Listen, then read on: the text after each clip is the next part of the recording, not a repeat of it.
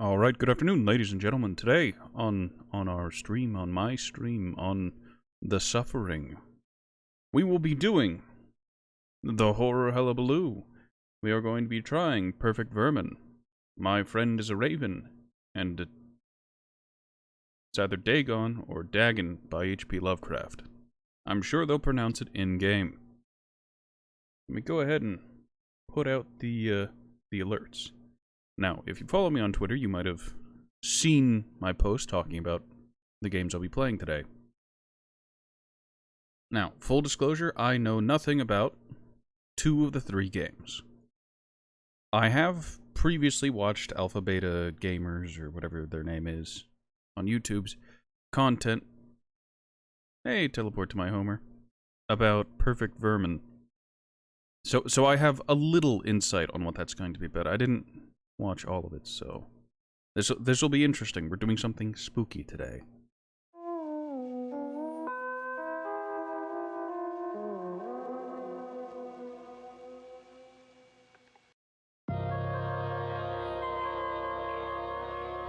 Oh yes.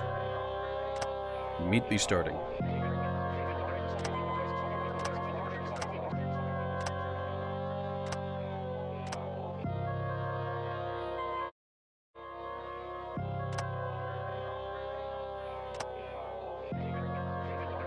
Try to keep these all leveled up.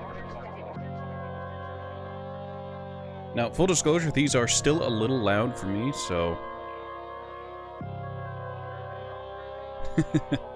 if there are any jump scares, I'm gonna get them full force. Am I coming through clear? Or is the game a little too loud? Might have to bring Twitch up on my phone here to experience it.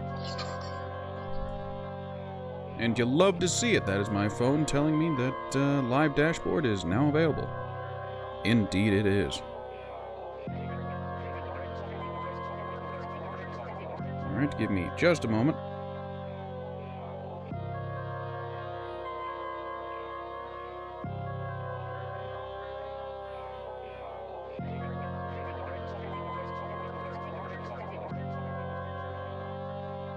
Alright, so I've got my mobile app up, and yeah, this is just gonna test out the sound levels.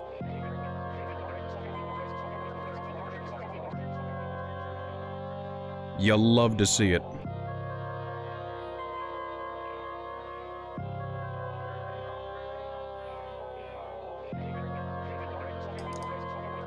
Alright.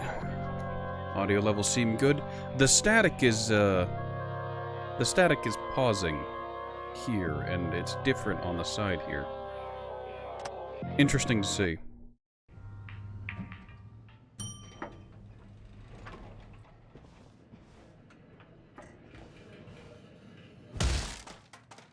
I have a hammer. I guess all the world is a nail.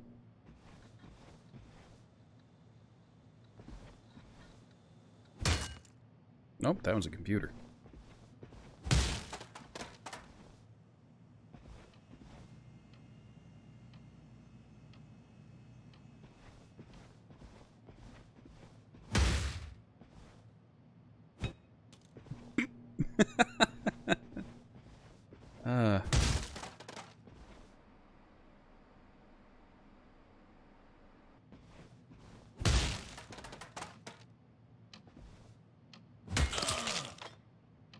Yep, that's meat.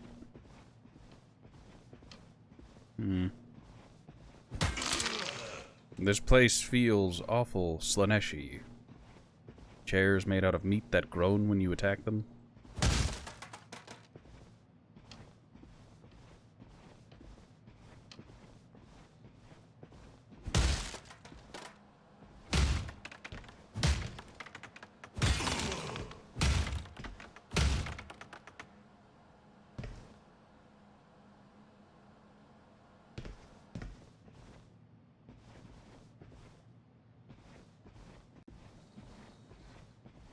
Can't jump. It's good to know. Can't sprint either. There is move and there is smack. There is nothing more.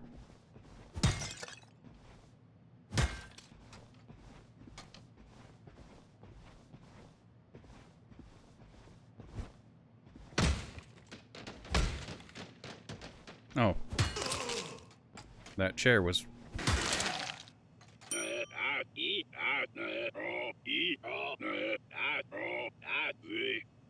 Return to the elevator so you can try this again. That man has a disturbing face.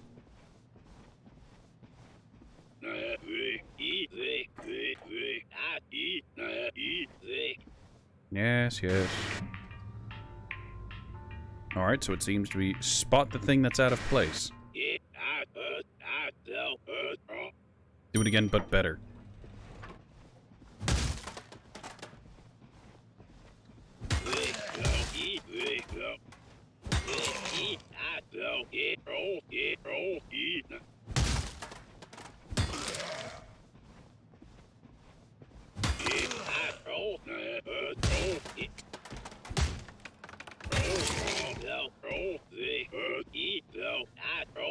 This building has more chambers that need cleansing.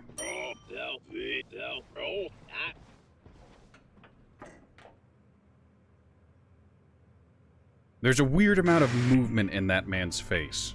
It's unsettling. Is his nose bleeding? No nonsense this time. Do your job.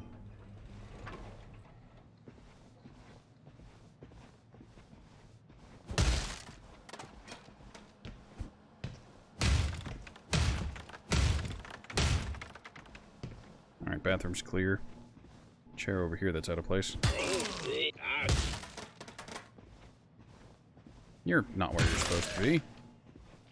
No need to be such a shitter.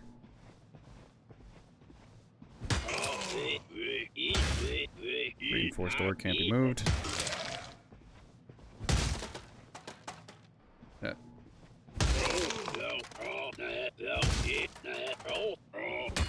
Nope, you're real.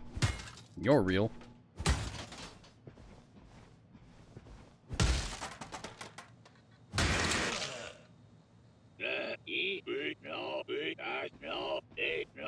It took longer than expected. Need you to work faster. So do I have to do it again? The next floors are contaminated. That man is not looking good.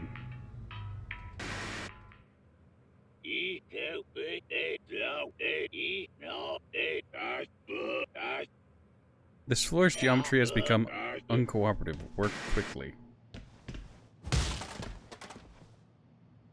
Oh. This is the same as the first level, just upside down.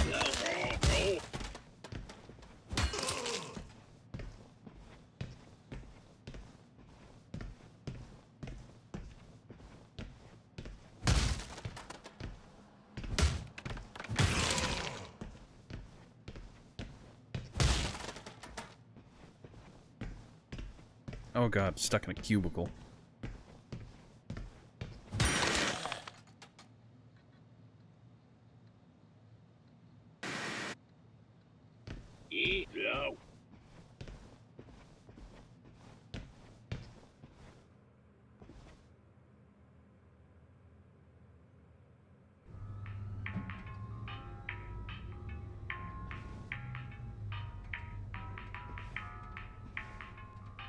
Can't swing my hammer in here. You're looking pretty rough, bud.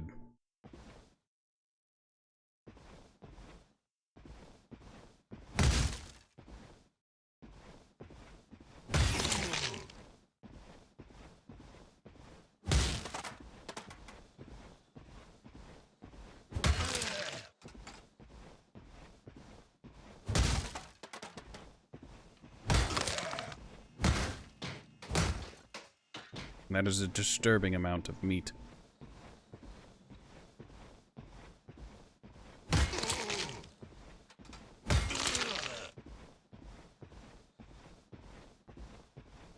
Oh god, playing two games at once is...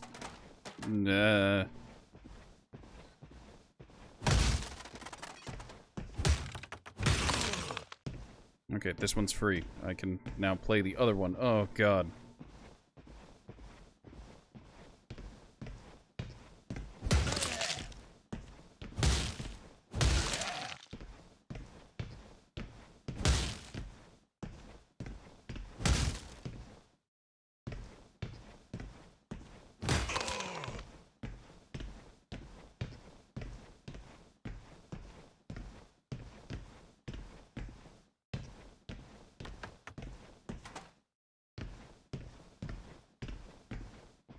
I remember there being a printer on the floor somewhere.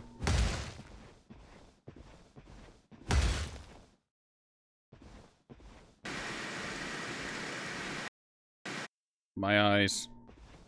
I have to do it again. Screw it, we do the one on the right as quick as we can right off the bat. Right out of the gate.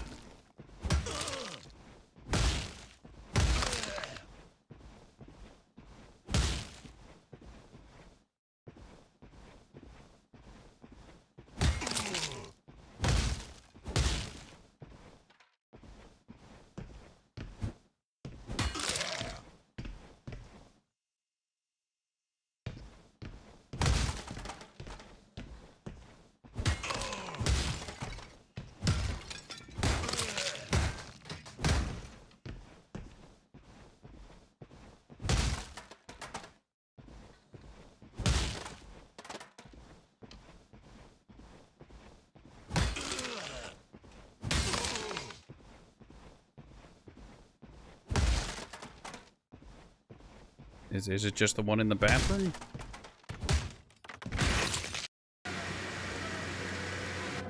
Oh god, that was...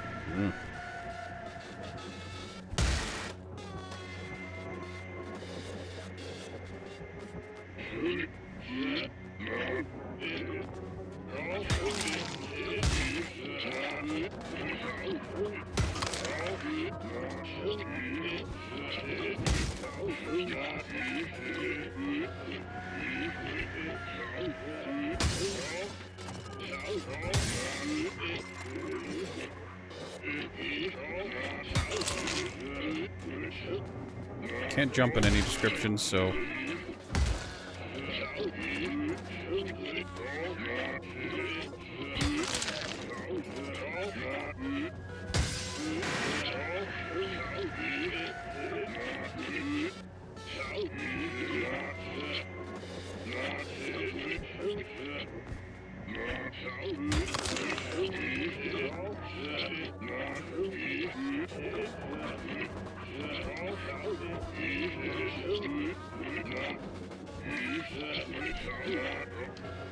I'm stuck now.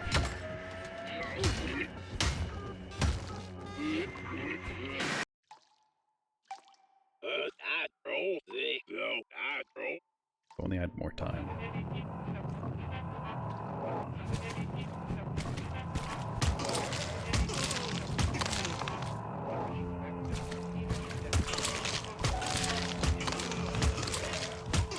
Alright, you don't gotta tell me twice what happens if I don't hit these.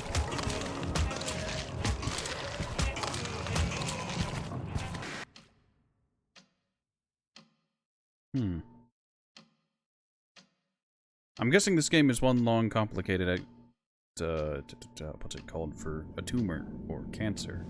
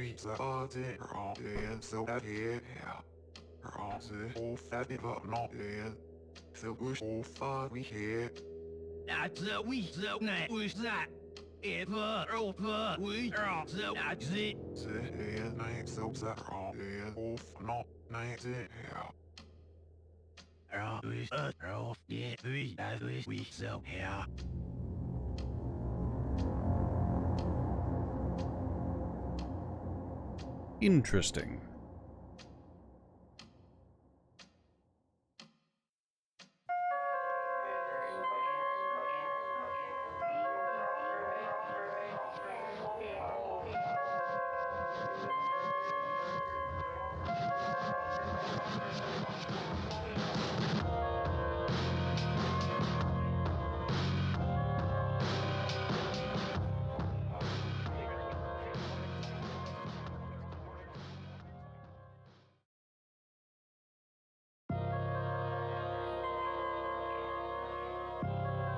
There's more to Perfect Vermin than just that first playthrough. Let's give it another go, or two.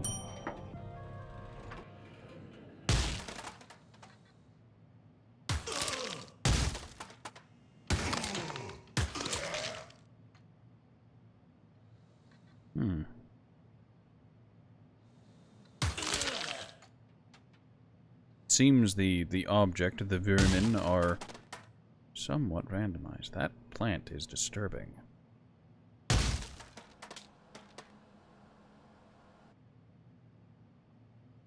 Is it the plant? I don't think it's the plant.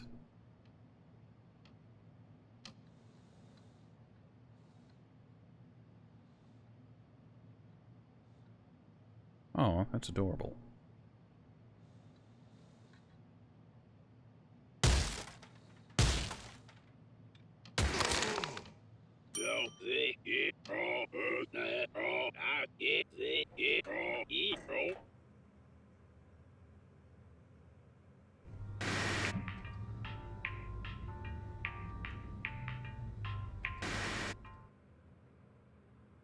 Now do it again, but faster. Yep.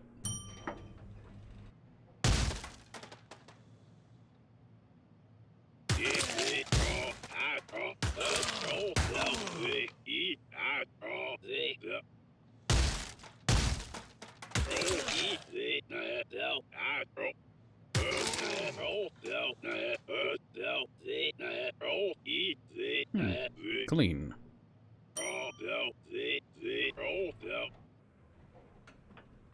We'll try to be fast and efficient without getting any accidental breaks. That doubled up one is going to be a problem, though.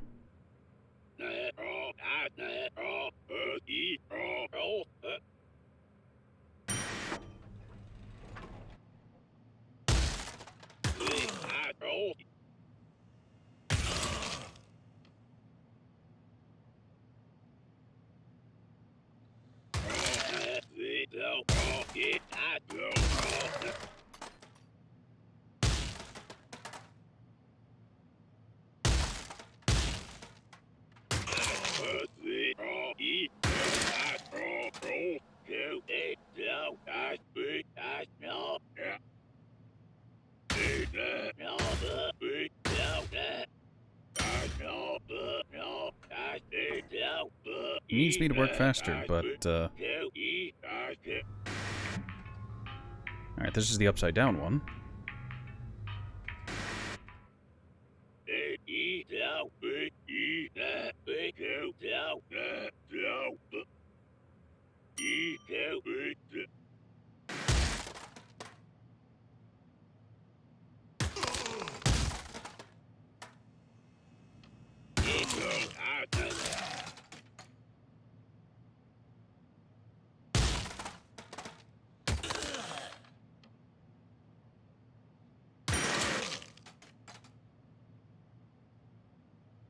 It is very disorienting going through geometry that's upside down.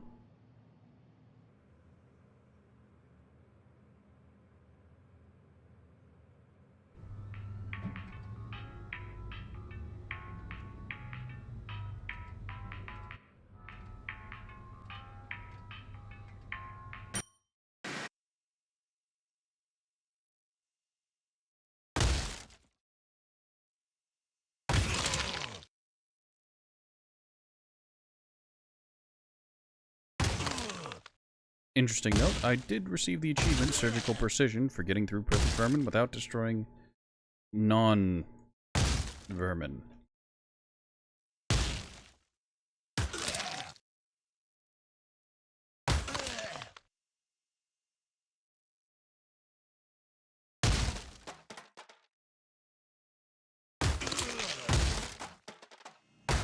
I guess they don't expect you to actually be able to get through this one without accidents.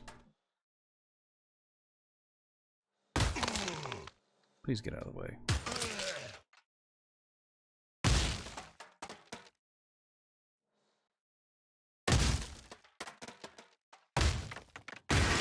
Toilet's clogged.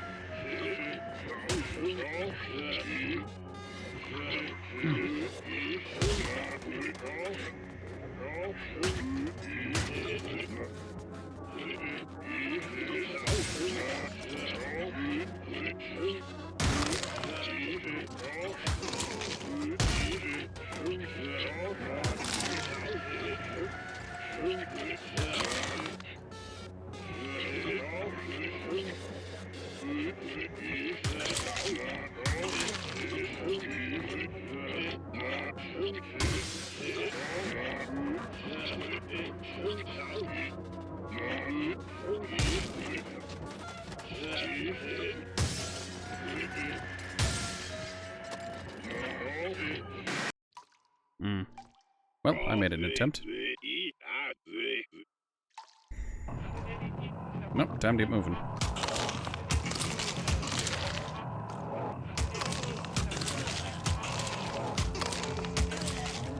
Gonna be honest.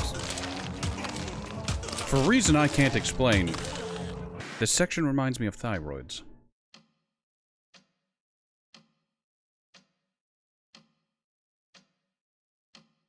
So I just need to wait for the door to open and... the non-existent doctor? Can I slip out of the room when he opens the door? Nope, no I can't. A pity.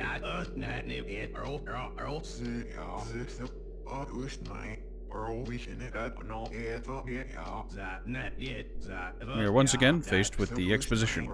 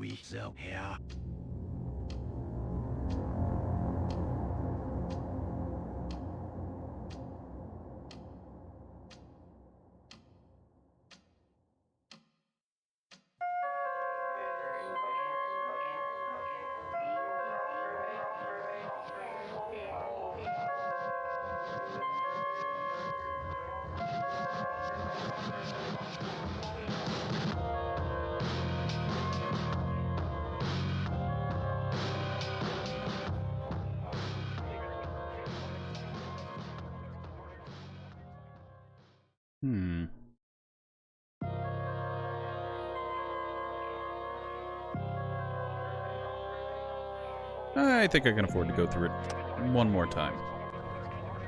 There are still a few things I need to do, including smashing 200 objects for some reason.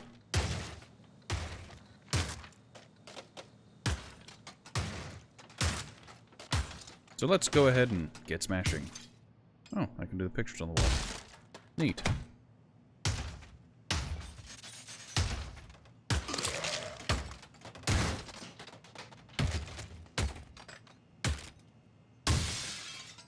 You know, this is like the depressing horror version of, what is it? Oh, I can't remember the name of the game now. Don't you hate it when that happens? You're thinking of something, the game's name is in your mind, and then you go to say it, and suddenly, you just can't remember.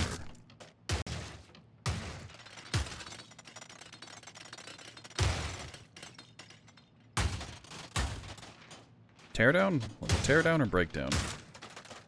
There was a game where you play as a demolition specialist.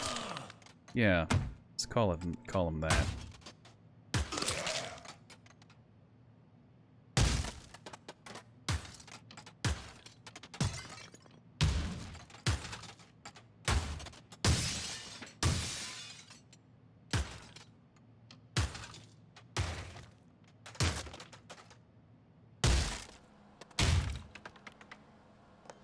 Oh, cool. I can actually break the toilet roll holders. Can't break the walls, though, which is disappointing. There's a little bit of liquid physics for the soap dispensers.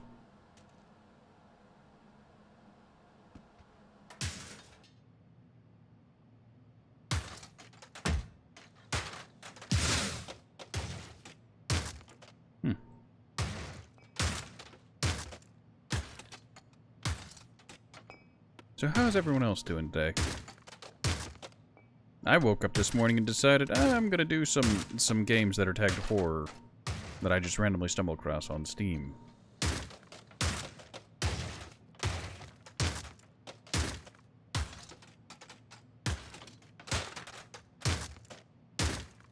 And full disclosure, I figured I'd start with the one that seemed the least horrifying based on the screenshots provided by Steam.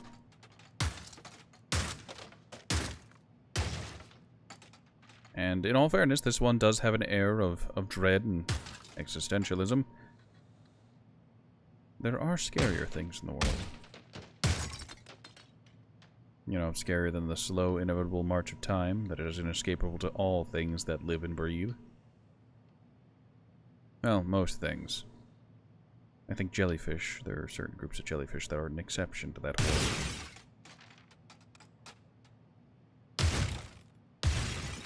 But I suppose it doesn't matter.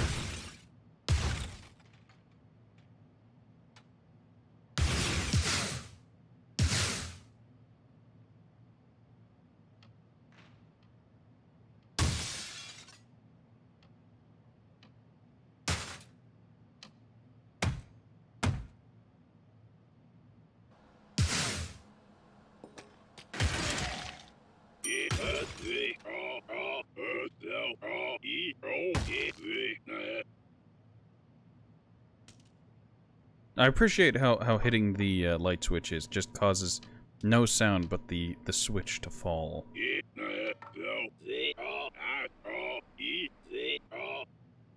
Part of me wishes it would turn the lights off.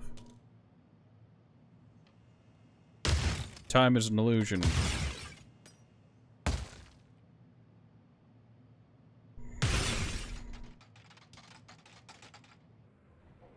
Yes, yes, now do it again, but better.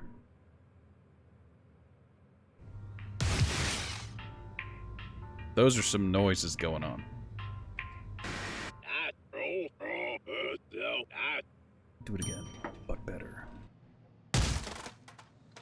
Better from whose perspective? I'm sure the vermin don't see this as a good thing. Hey, Terry, I saw your tweet.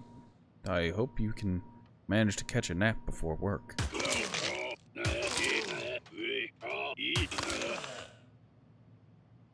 69. Oh, there's one left, and it's in the toilet.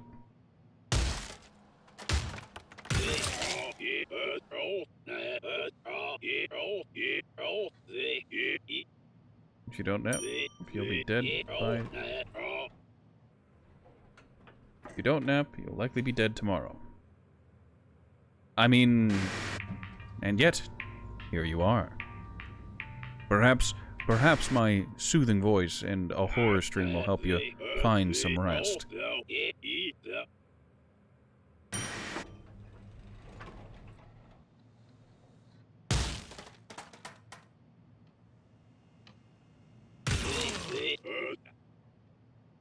Let's be honest, a break room toilet isn't the weirdest thing we've seen.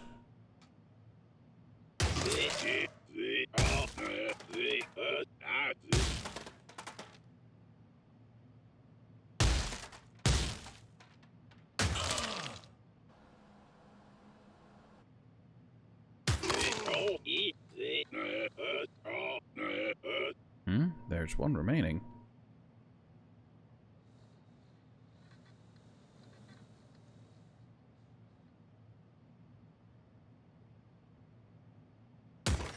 No, you were fine.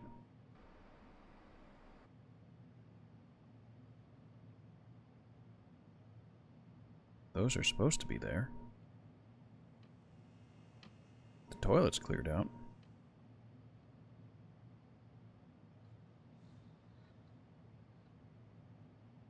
Oh. Chair in the bathroom. A nice, relaxing horror stream. Nothing quite sets the mood for sleep like existential dread.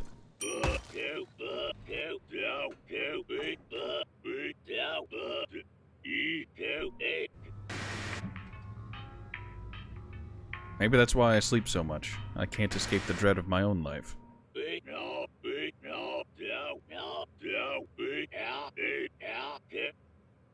This floor has become uncooperative. Indeed, this does seem uncooperative.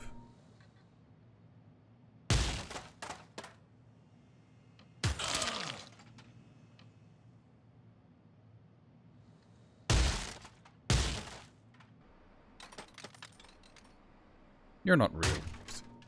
And yet you were.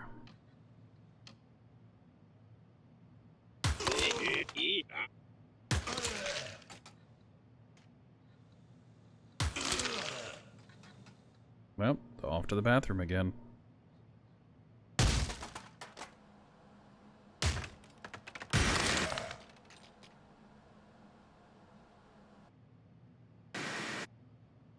Don't worry, Mr. Newsman. Things could get worse.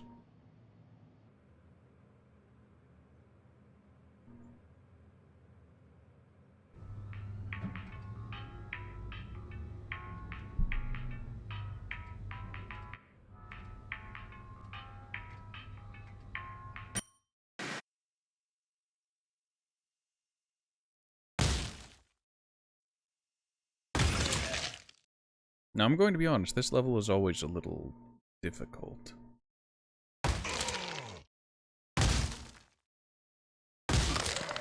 Granted, they give you a little extra time to do your work.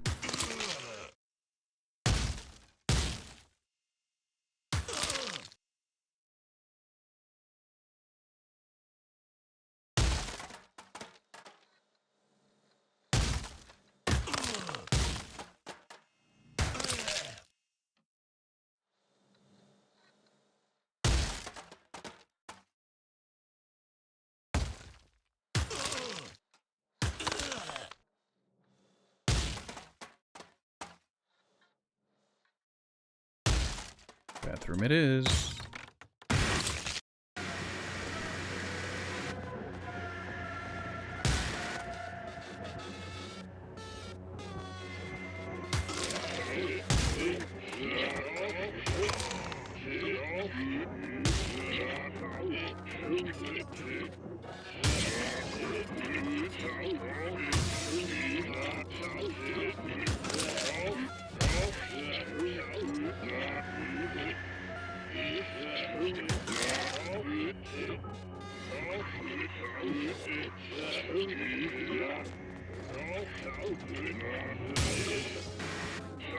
I want to get through that door.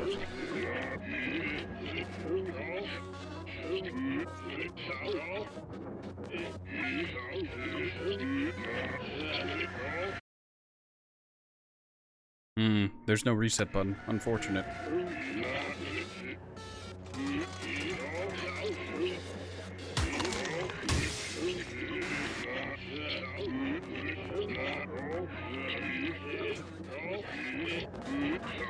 Oh, that's wild. You can stand on the lights.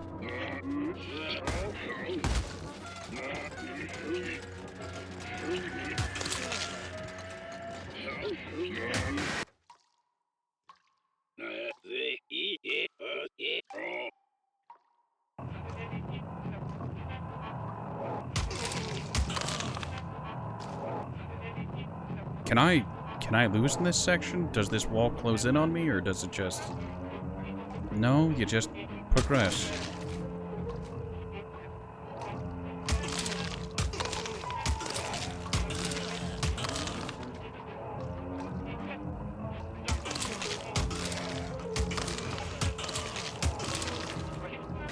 Like, look, I know the reality that, in the end, we're all just meat, but did they have to make all the environment meat, too?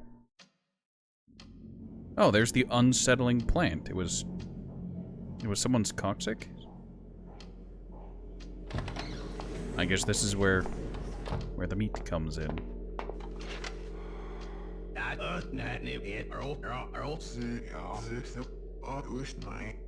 Spitz.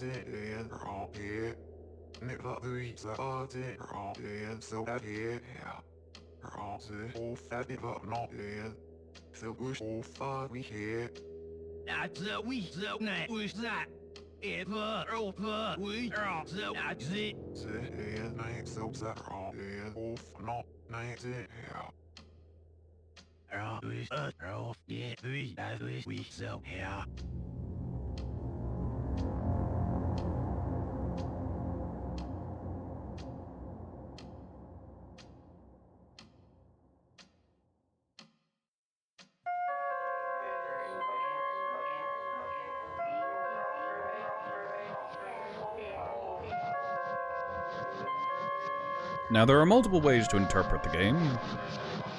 Perhaps the character we were in the end was the news anchor who was telling you to go faster, to be better. Perhaps we were the person performing the massacre, and it was all just visualized. Perhaps the news anchor, the man worried about the story of his career, was the person performing the massacre, having lost all meaning in life and needing to express himself and prove to the world that he's there. Who knows? I don't. Now, there was more to do. You saw that door that disappeared. That's apparently for an achievement. I don't know, but, yeah. Oh well, moving on. Alright, the second game on the list is My Friend is a Raven. Now, I happen to know My Friend is a Raven has multiple endings. I think it has 4. Don't worry, I don't know anything about the game. I just happen to have... Whenever you look in your Steam library, you can scroll down and there's the community content, and there's a guide for how to get all 4 endings right there at the top. So that's been a little sullied for me, but let's experience it, shall we?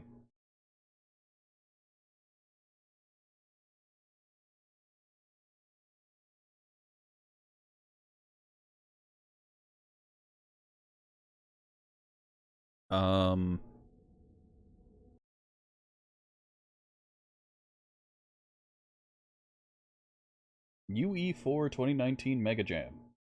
I get the feeling that this may have been a game for a purpose. Graphic settings are a little limited.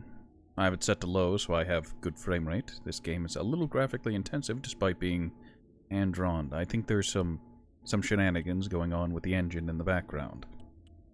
Language, English, because English. Yes. From the ground of the earth humanity was conceived, and into the soil the ill spirit shall return.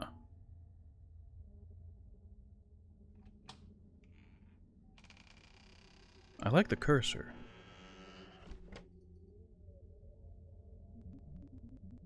I fear this city will soon fall. I lament, for I have cherished this home.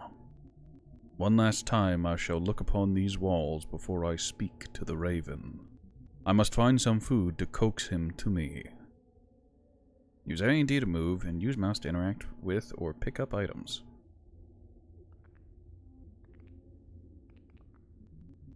How greatly I wish my family could visit me during this time.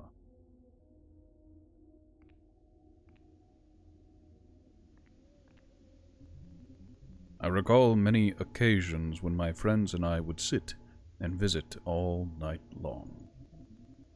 What happy memories we made.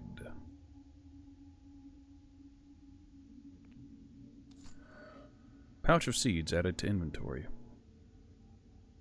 Hover over the corner of the screen to view your inventory. Okay, pouch of seeds. Can I view it? No.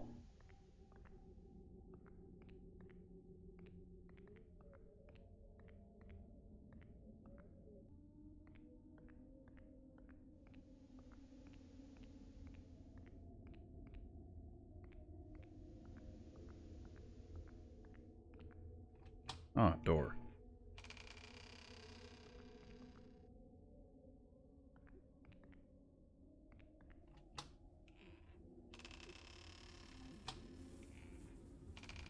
Oh, pantry. Pantry. A small vat of ink. Before the newspaper stopped printing, some articles described people poisoning each other using it.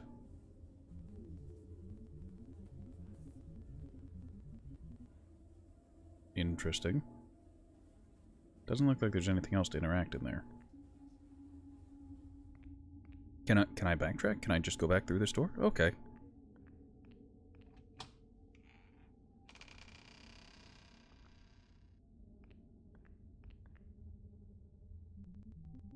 I thought this rat trap to be unusable, but I believe it may still function properly.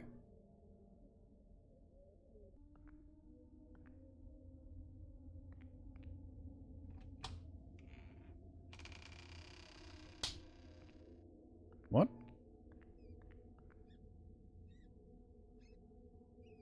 Aww. Dead rat added to inventory. Alright. That rat was very much not dead whenever we picked it up, but, okay. Small piece of paper that reads, "In the face of the noon shadow, we reject my plea. Now I do hope you haven't forgotten." Well, there's the,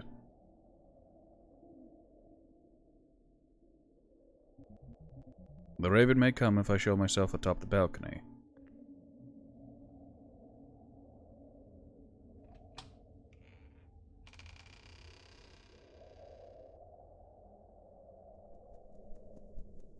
That looks like the seeds I'm offering.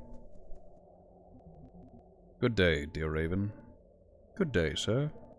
I could not help myself noticing a delicacy in your hand. May I ask you what a lone soul might be doing, perched upon a building, holding a bag of seeds? These seeds belong to you now, good raven. Take them, and in return I wish to speak to you of your destructive manner. I accept your offer with vigor, but I would hardly consider myself destructive. I do not view you with the authority to tell such lies. Your kind have descended upon the earth and spread a mortal plague amongst its people. You have left our homes barren and our cities in ruin. Not a single person lives to share my grief. Poor little man. I could grieve with you. I could comfort you. I could be your friend and sit upon your shoulder when you become torn, but only if you have a gift to give to a sympathetic raven. Indeed, dear raven, I have something that might interest you. A rat. I'm surprised at your change in heart, but I shall gladly take your gift. We may discover some similarities between ourselves. I find it possible. You have even grown a sort of beak since I last saw you. You could be one of us, lad. I hope we might resolve what differences we have. I believe we shall, for I will be your friend and keep you from crumbling into the soil of the earth. I thank you. Then let us go. There is so much to show you, my friend.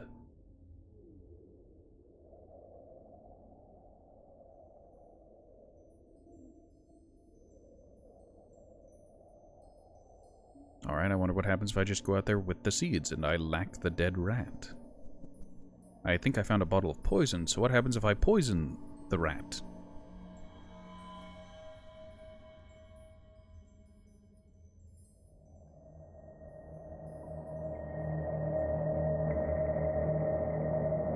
You unlocked the good ending. Friends. Ending 2 of 4.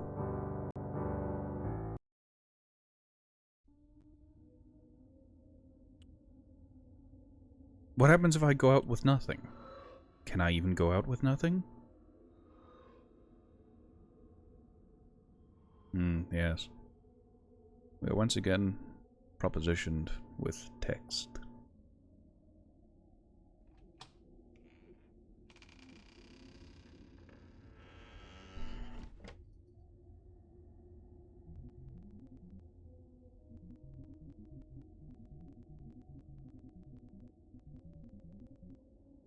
I must find some food to coax him to me. So what happens if I just wander out there with nothing, not even the rat to keep me company?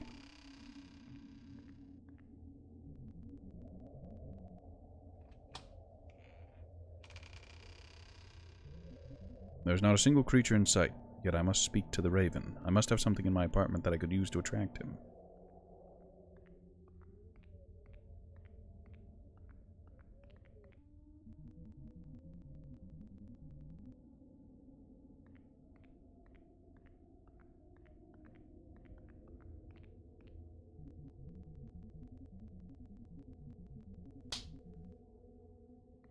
There's the rat. What happens if I just offer it a rat? Do you, dear raven, take upon a rat? No, nay, it requires the seed. That, Oh, a refrigerator. If there was anything left inside, it would be very unsafe to consume. Everything in this kitchen spoiled instantly. Well, the seeds are a must, so...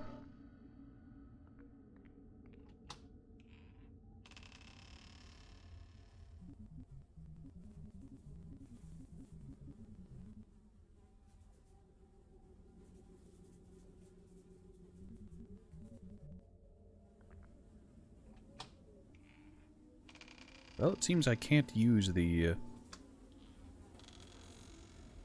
a syringe. A needle. It's overflowed and so filthy that I doubt anyone would use it. Not even you? The shower. It's been some time since the water lines worked. Yeah, it's one of the first things to go.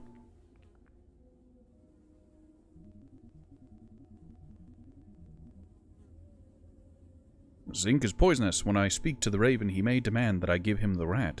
I could use the ink and the needle to poison the rodent. Alright, I've got a poisoned rat, some seeds, and... what a beautiful vista. Indeed. Indeed. The shelves are completely barren. I guess any, preserved or canned goods are also gone. No nightmare could capture the calamity of these days.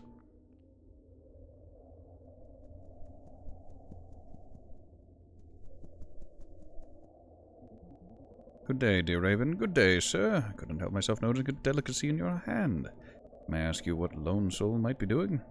Perched upon a building, seeds. These seeds belong to you now, good Raven. Take them, and in return I wish to speak to you of your destructive manner. I accept your offer with vigor, but I would hardly consider myself destructive. I do not view you with the authority to tell such lies. Homes barren, cities in ruins. Not a single person lives to share my grief. Poor little man, I could grieve with you. I could comfort you. I could be your friend and sit upon your shoulder when you become torn. But only if you have a gift to a sympathetic raven. Indeed, dear Raven, I have something that might interest you. I'm surprised at your change in heart. A rat. Yes. I would gladly take your gift. Does it fit your exquisite taste? Quite closely, but I find it slightly bitter. Still, I thank you for the gift. You're very welcome, dear Raven. I believe we may find some common ground upon our past. I feel you truly have changed, friend. Dear Raven, is something amiss? Human, what have you done? My Raven, I do not know what you speak of. I thought you had changed. You are nothing but an actor, just like the rest of your kind. I would think a plague like this would make a man more sympathetic, yet you still have no hesitancy to bring a creature down into the soil of the earth. The world will soon be yours, but I refuse to give you the pleasure of watching me perish.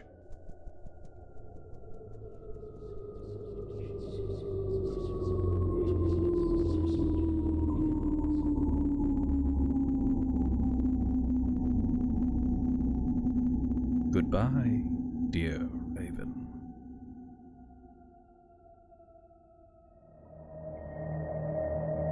Venomous. You unlocked the aggressive ending.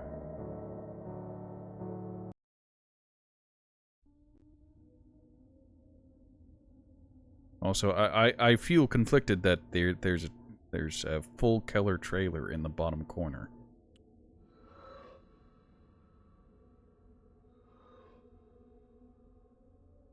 Alright, so I've handed over a rodent that's not been poisoned and a seed.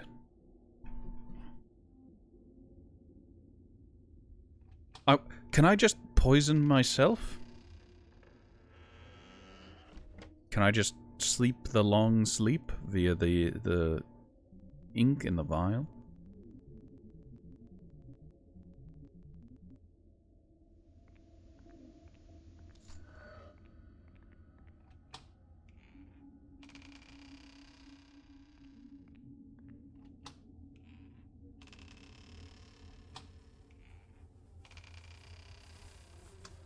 I'm surprised the lights are still on.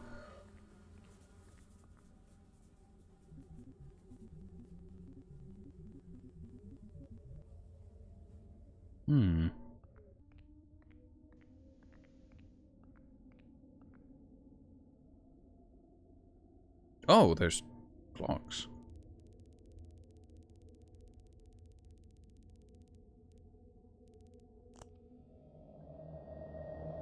What?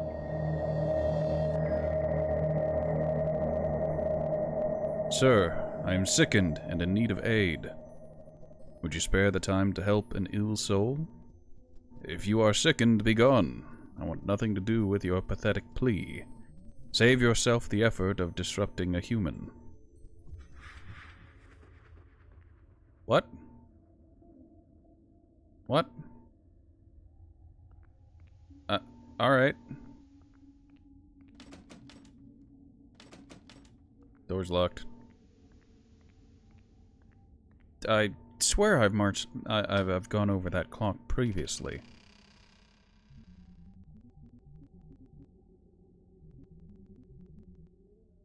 Right, let's go and just hand over the seeds as is and embrace doom.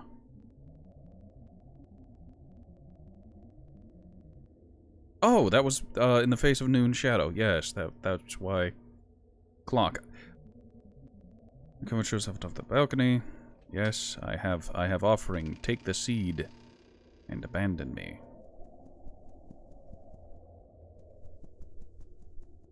Hello, Raven. Good day, dear Raven. Good day, sir.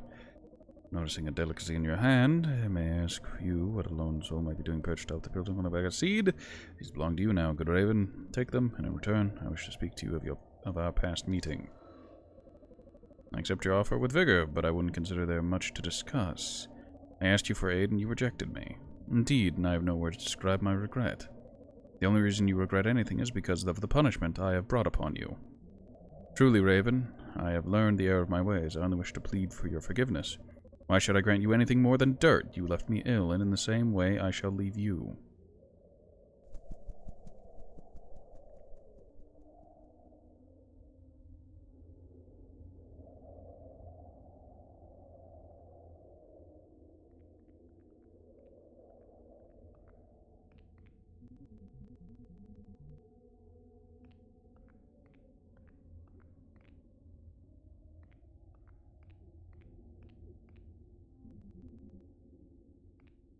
Alright.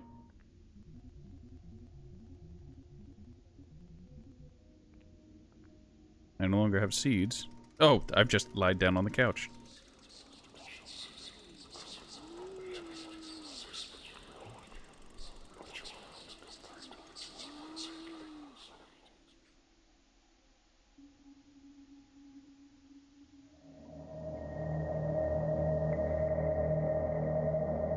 You unlocked the passive ending, Unforgiven.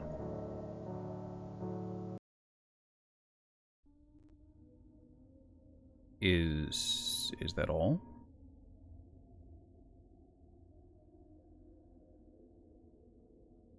Let's see.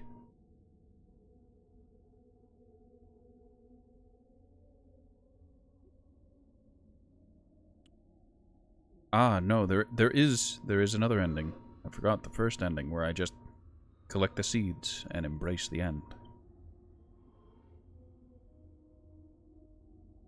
Apparently by winding the clock, things have changed.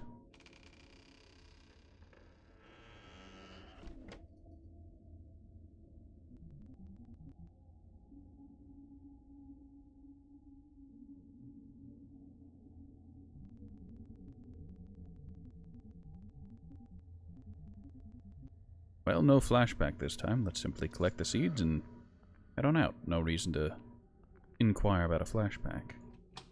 I am curious to see what happens if I do the flashback and then inquire about friendship.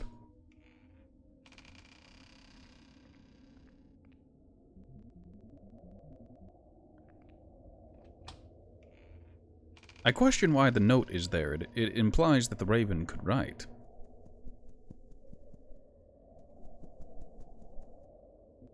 Good day, dear Raven. Good day, dear sir. I could not help myself, noticing a delicacy in your hand. May I ask you what a lone soul might be doing, perched upon a building, holding a bag of seeds? Seeds belong to you now, good Raven. Take them, and in return I wish to speak to you of your destructive manner. I accept your offer with vigor, but I would hardly consider myself destructive. I do not view you with the authority to tell such lies. You kind of descended upon Earth and spread a mortal plague amongst its people. You have left our homes barren and our cities in ruins. Not a single person lives to share my grief. Poor little man, I could grieve with you, I could comfort you, I could be your friend and sit upon your shoulder when you become torn, but only for a gift to a sympathetic Raven. I have no gift other than your seeds. Pathetic. Even now, you have no heart to help another being. Do you truly pity yourself as the last human alive? You should be happy. You'll never encounter another man like yourself. I have no tolerance for antagonism, Raven. Do you believe that will give you dominance over me? I have power over you, human, in masses that you cannot fathom. Look at your city. I will do the same to you. Please, Raven, I must know why you have chosen such a path as this. If you do not know by now, your blindness shall serve you a deserving platter.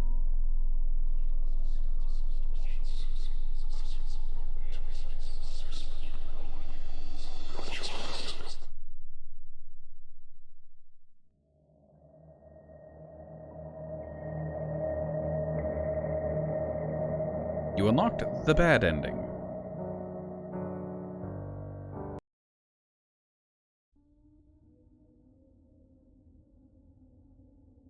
Now, according to the many things, that was all of them.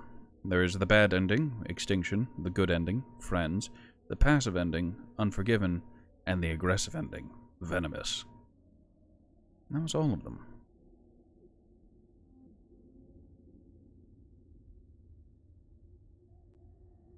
Interesting. Interesting. I'm still a little miffed that Choo Choo Charles is just in the corner. I can't enjoy the environment as much. What an interesting game.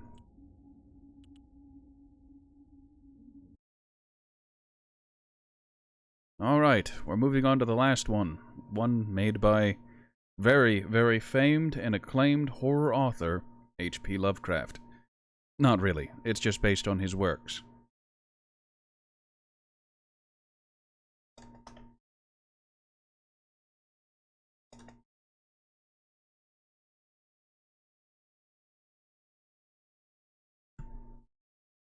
It seems that, despite the full title being Dagon by H.P. Lovecraft, the category and the game itself, at least in Steam, marks itself just as Dagon.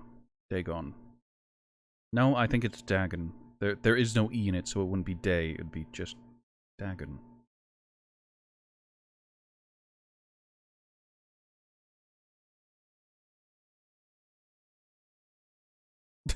I love in the corner of my screen, GeForce Game Ready Driver is available. Yeah, wonderful. I'm in the middle of something right now, NVIDIA. I'm a little busy, okay? Just a little bit. Alright, I don't have the Eldritch Box DLC or the Little Glass Bottle DLC. This is just the base game. Oh, there's trivia. How's the audio sound? Not too overwhelming? I'm still coming through loud and clear? Hopefully.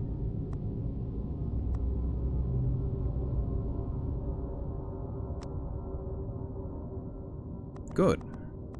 Good. I've turned off motion blur because I hate motion blur. And, show trivia upon finding them. Text size, I can change the text size. I set it to max so it's easiest to read. I'm writing this under an appreciable mental strain, since by tonight I shall be no more.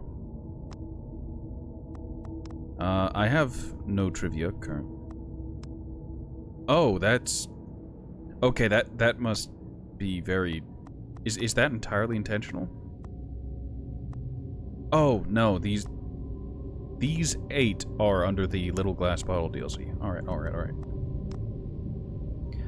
Dagon is a faithful, interactive adaptation of H.P. Lovecraft's work focused on story and atmosphere. You will not find difficult choices, action sequences, or inventory management here, and movement is limited to progressing through locations along with the plot.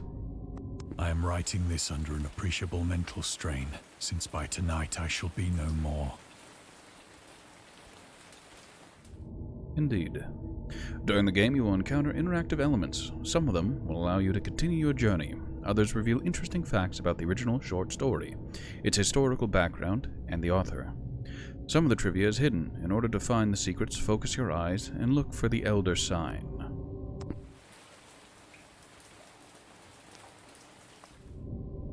Lovecraft's letters. As to letters, my case is particular. I write such things exactly as easily and as rapidly as I would utter the same topic in conversation. Indeed, epistolary expression is with me largely replacing conversation as my condition of nervous prostration becomes more and more acute. I cannot bear to talk much now, and am becoming as silent as the spectre himself. My loquacity extends itself on paper. H.P. Lovecraft to Reinhard Kleiner, December 23rd, 1917. Throughout his life, Lovecraft penned about 100,000 letters to his friends and fans, out of which about 10% survive to this day. But his tendency to endless correspondence was a relatively late growth. In youth, I scarcely did any letter writing. Thanking anybody for a present was so much of an ordeal that I would rather have written a 250-line pastoral or a 20-page treatise on the Ring of Saturn. Selected letters from 1929 to 1931. H.P. Lovecraft. Lovecraft would often skip meals to afford postage. Collections of his correspondences have been published in various books, and selected letters can be found online. Some readers consider them his most important legacy. You can read the discovered trivia immediately or go back to them later in the main menu. Turn off display trivia if you find that the feature distracts you from the story. This can be changed at any time. I'm going to go ahead and just leave that on, keep them in the pocket as is.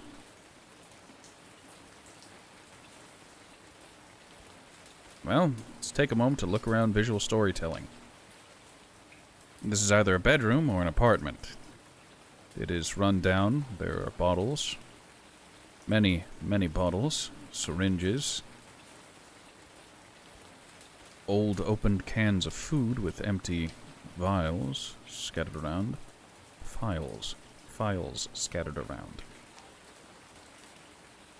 Penniless, and at the end of my supply of the drug which alone makes life endurable, I can bear the torture no longer, and shall cast myself from this garret window into the squalid street below.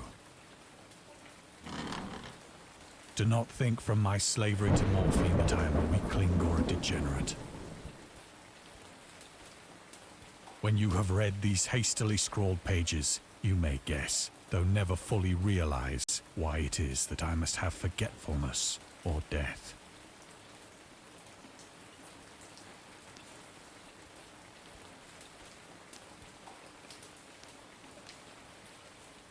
So our protagonist is a drug addict.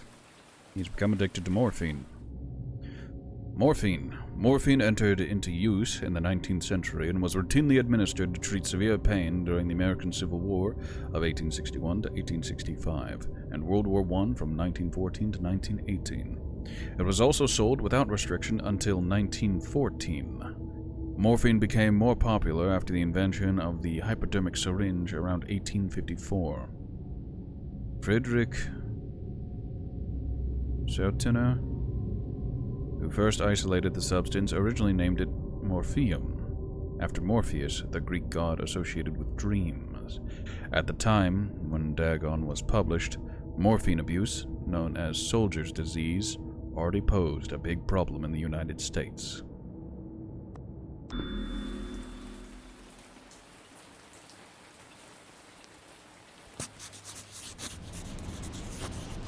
It was in one of the most open and least frequented parts of the broad Pacific that the packet of which I was supercargo fell a victim to the German sea raider.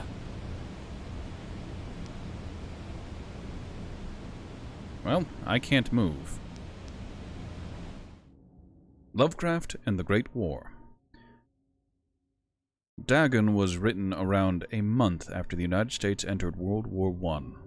Lovecraft was actively interested in its course. He composed many poems in which he gave encouragement to soldiers and commented on the events unfolding in Europe. He tried to enlist in the army, which he mentions in one of the letters to Reinhard Kleiner. Some time ago, impressed by my entire uselessness in the world, I resolved to attempt enlistment despite my almost invalid condition. I argued that if I chose a regiment soon to depart for France, my sheer nervous force, which is not inconsiderable, might sustain me till a bullet or piece of shrapnel could more conclusively and effectively dispose of me. Letters to Reinhard Kleiner. H.P. Lovecraft. But even though he passed the physical exam, his mother prevented him from going to the war. She has threatened to go to any lengths, legal or otherwise, if I do not reveal all the ills which unfit me for the army. I am Providence, the life and times of H.P. Lovecraft. S.T. Joshi. Joshi? Sorry, that's an odd name.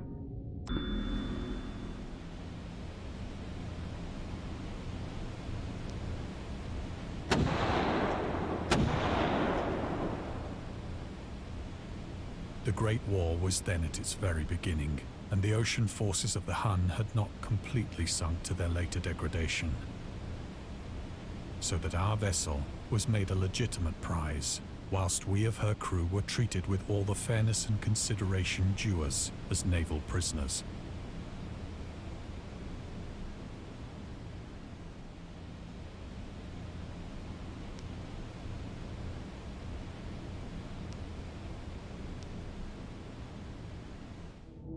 The Huns.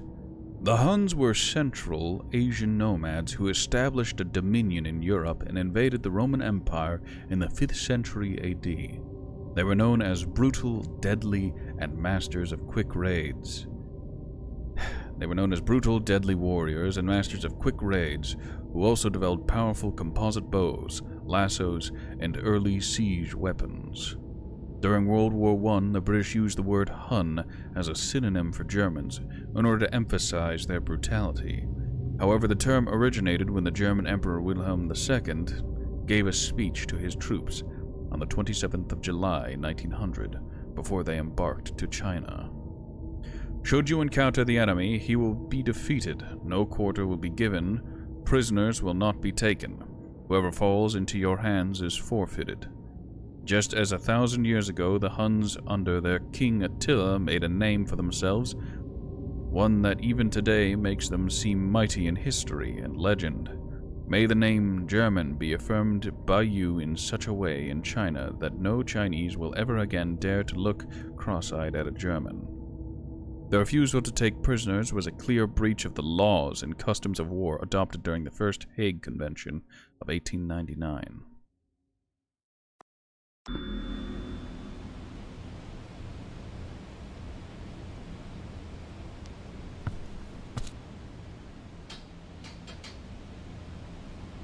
So liberal, indeed, was the discipline of our captors, that 5 days after we were taken, I managed to escape alone in a small boat with water and provisions for a good length of time.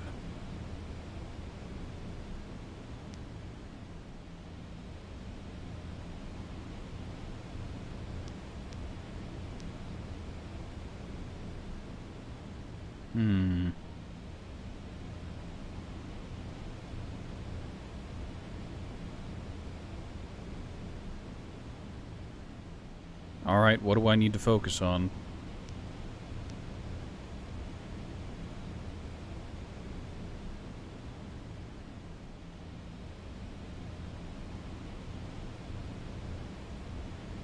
Is there anything to focus on? Stars, perhaps?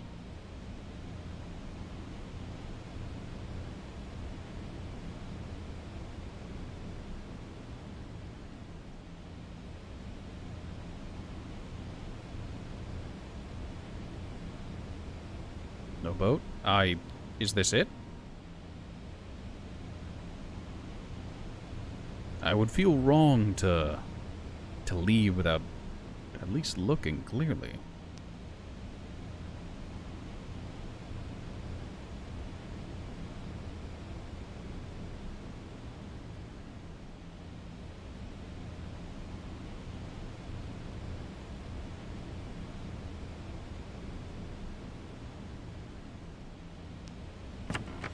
Well, I tried. When I finally found myself adrift and free, I had but little idea of my surroundings. Never a competent navigator, I could only guess vaguely by the sun and stars that I was somewhat south of the equator. Of the longitude, I knew nothing, and no island or coastline was in sight.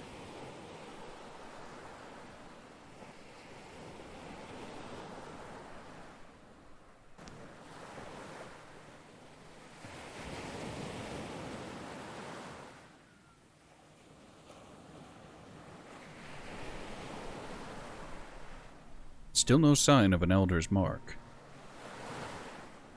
Is there really none here?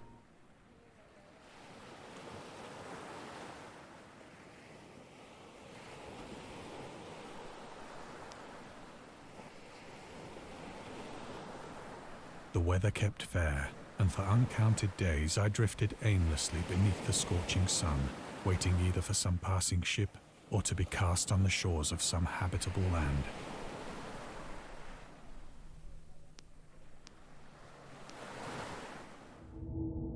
The Return to Short Stories. Dagon was written in July 1917 and first published in 1919 in The Vagrant, an amateur magazine focused on the supernatural. The story is the first of his stories that introduced an element from the Cthulhu mythos. Dagon itself, a pagan cult worshipping Dagon, later appears in The Shadows over Innsmouth, one of Lovecraft's most popular works.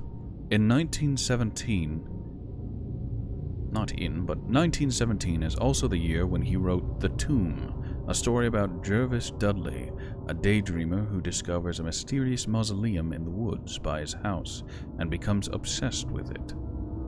These two works marked Lovecraft's return to short story writing after he burned most of his attempts at the genre 9 years prior and decided to concentrate on poetry.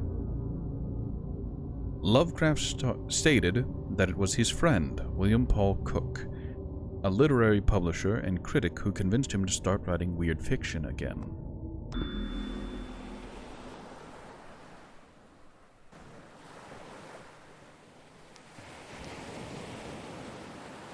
But neither ship nor land appeared, and I began to despair in my solitude upon the heaving vastness of unbroken blue. The change happened whilst I slept.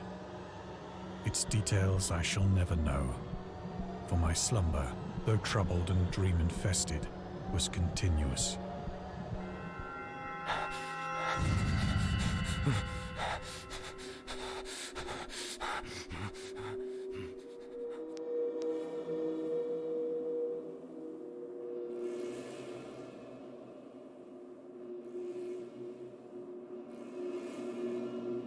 Really? No mark of the Elder here?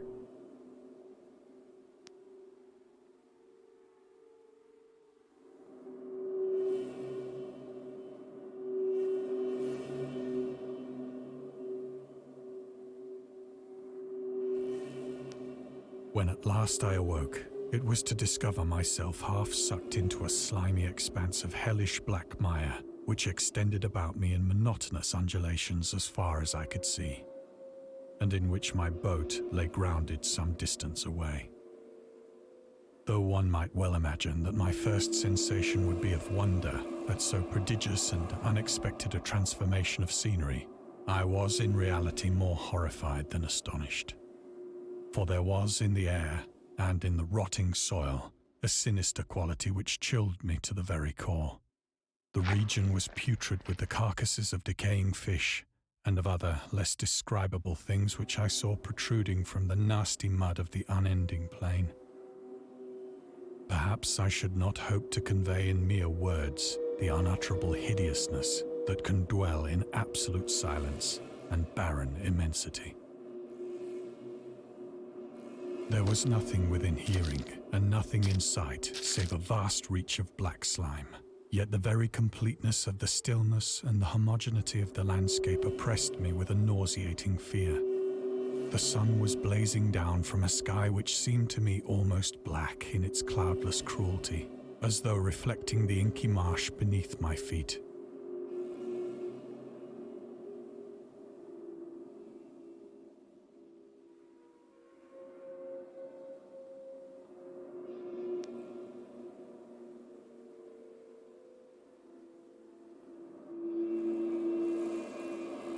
My disappointment is immeasurable as I continue to be unable to find any more Elder sign.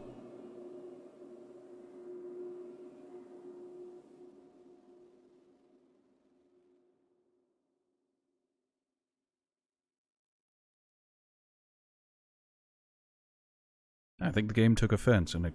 Oh, no, there's the noises again.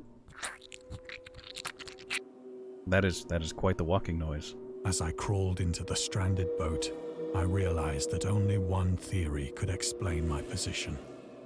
Through some unprecedented volcanic upheaval, a portion of the ocean floor must have been thrown to the surface, exposing regions for which innumerable millions of years had lain hidden under unfathomable watery depths.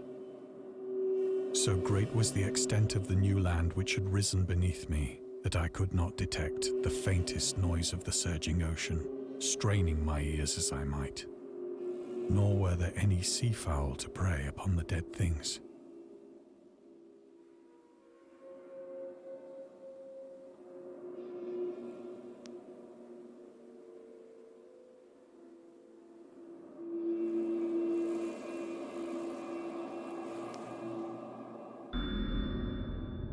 The mystery of volcanic islands. Volcanic eruptions sometimes result in the creation of islands. Most of them are transient and erode after some time, but some prove permanent.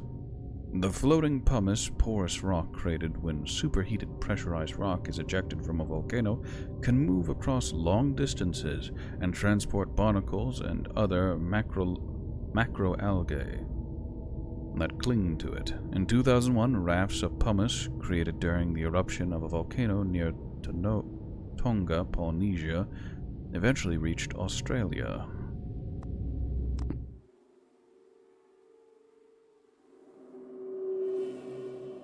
Interesting. That trivia is completely unrelated to Lovecraft. For several hours I sat thinking or brooding in the boat, which lay upon its side and afforded a slight shade as the sun moved across the heavens. As the day progressed, the ground lost some of its stickiness and seemed likely to dry sufficiently for traveling purposes in a short time. That night I slept but little, and the next day I made for myself a pack containing food and water, preparatory to an overland journey in search of the vanished sea and possible rescue.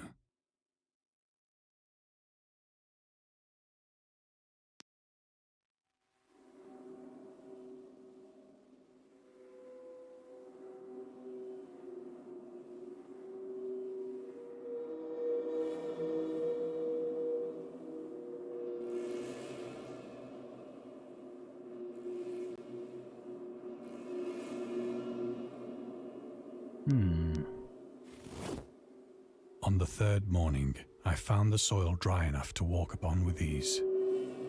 The odor of the fish was maddening, but I was too much concerned with graver things to mind so slight an evil, and set out boldly for an unknown goal.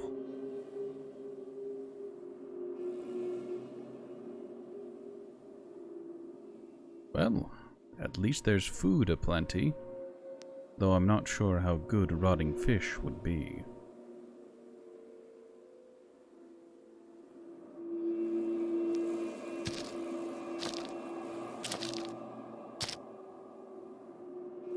All day I forged steadily westward, guided by a faraway hummock which rose higher than any other elevation on the rolling desert.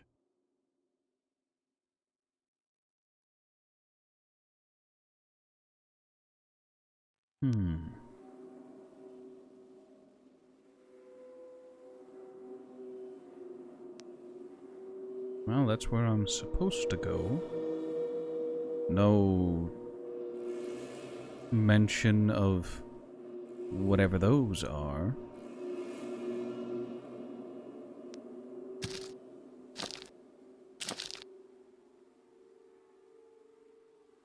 Whale.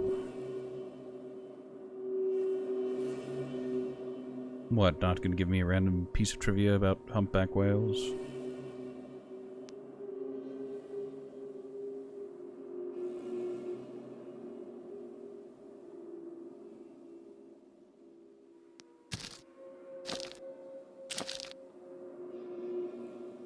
That night, I encamped, and on the following day still travelled toward the hummock, though that object seemed scarcely nearer than when I had first espied it. Alright, Turius, counterpoint, go.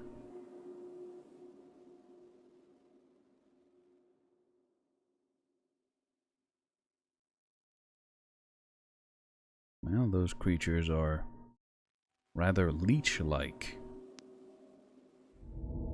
The horrors of the ocean.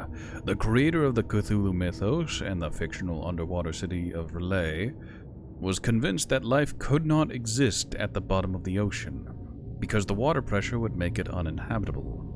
Today we know that the darkest depths of the ocean are home to many peculiar organisms. The deepest dwelling fish we have discovered so far, the Mariana snailfish, can live about 8,000 meters, more than 26,000 feet, below the ocean's surface, in never-ending darkness, and at hellishly crushing pressures, hundreds of times stronger than those found at sea level. Upon glancing at the modern photos of deep-sea creatures such as the anglerfish, the fangtooth or the viperfish, and their truly Lovecraftian characteristics, it's hard not to find some irony in this. Man was a loon, but he saw the future.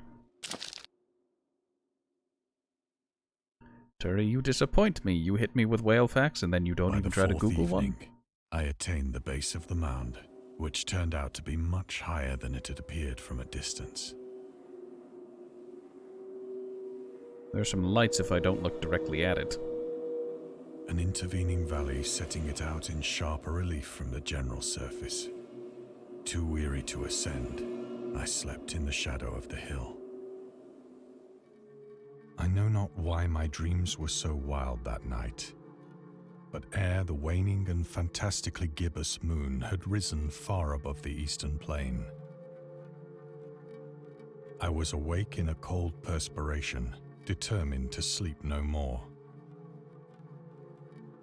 Such visions as I had experienced were too much for me to endure again, and in the glow of the moon I saw how unwise I had been to travel by day. Without the glare of the parching sun, my journey would have cost me less energy. Indeed, I now felt quite able to perform the ascent which had deterred me at sunset. Picking up my pack, I started for the crest of the eminence. So, is this going to be some sleeping old one? Is there going to be something of tentacles and horror at the crest? The Loner. Contrary to popular opinion, Lovecraft was not an ever-frowning, eccentric, grumpy loner. He considered himself to be a person who appreciated humor. Moreover, he would often meet with friends in his apartment or at various cafes in Brooklyn and Manhattan. At times, his social life was so intensive his work would suffer for months. There was a point when he finally decided he needed to put an end to daily meetings and loitering in New York cafeterias and resorted to hiding at home and reading with the main room light turned off, pretending he wasn't there whenever a friend knocked on his door. He also had another method of deterring his guests, which involved greeting them in a bathrobe, with an unmade bed visible in the background and piles of papers scattered across the floor.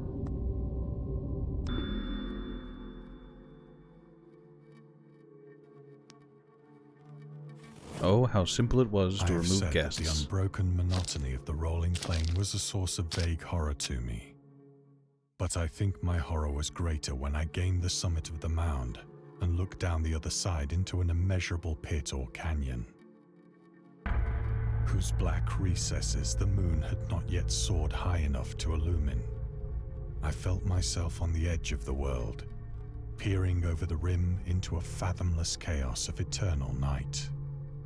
Through my terror ran curious reminiscences of Paradise Lost, and of Satan's hideous climb through the unfashioned realms of darkness.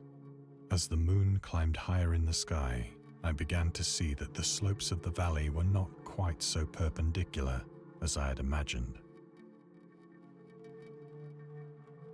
Is there going to be a piece of trivia on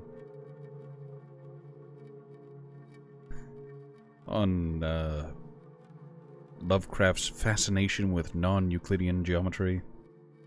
No, just... Ledges and outcroppings of rock afforded fairly easy footholds for a descent, whilst after a drop of only a few hundred feet, the declivity became very gradual.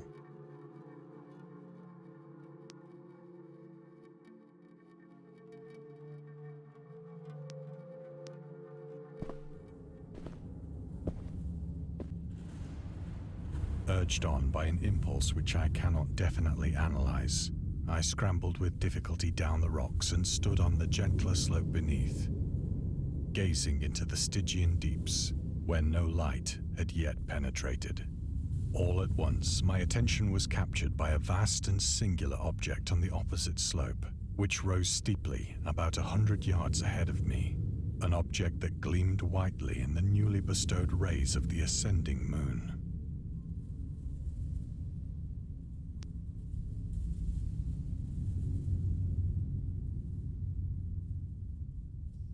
They give you a whole lot of room to turn this time around.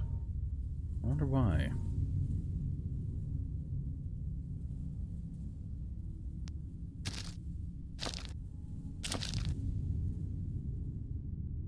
That it was merely a gigantic piece of stone, I soon assured myself, but I was conscious of a distinct impression that its contour and position were not altogether the work of nature.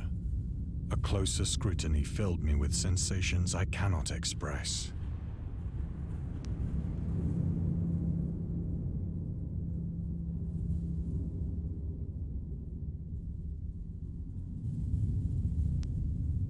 Well, here we go.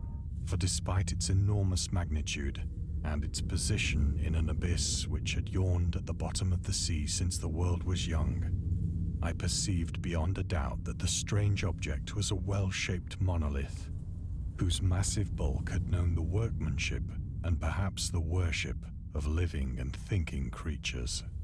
Dazed and frightened, yet not without a certain thrill of the scientist's or archaeologist's delight, I examined my surroundings more closely.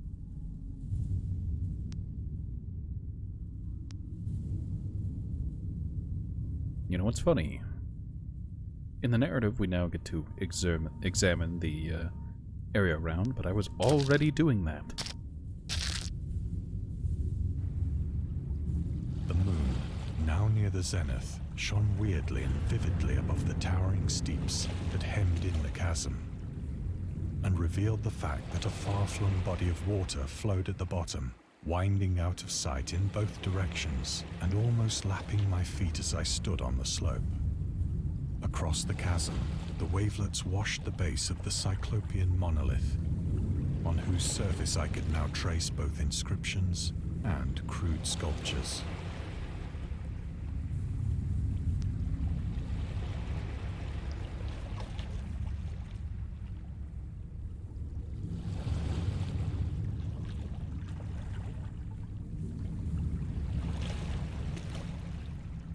The writing was in a system of hieroglyphics unknown to me and unlike anything I'd ever seen in books, consisting for the most part of conventionalized aquatic symbols such as fishes, eels, octopi, crustaceans, mollusks, whales, and the like. Several characters obviously represented marine things which are unknown to the modern world, but whose decomposing forms I had observed on the ocean-risen plain. It was the pictorial carving, however, that did most to hold me spellbound.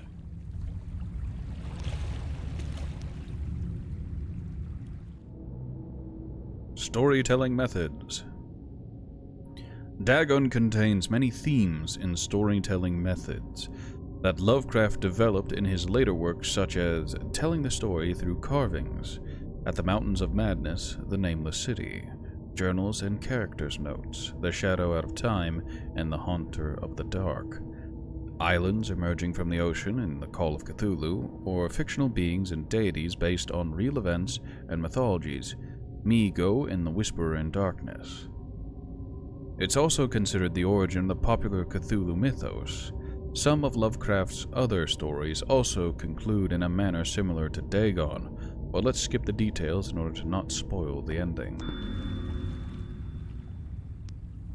Plainly visible across the intervening water on account of their enormous size were an array of bas-reliefs whose subjects would have excited the envy of a Doré.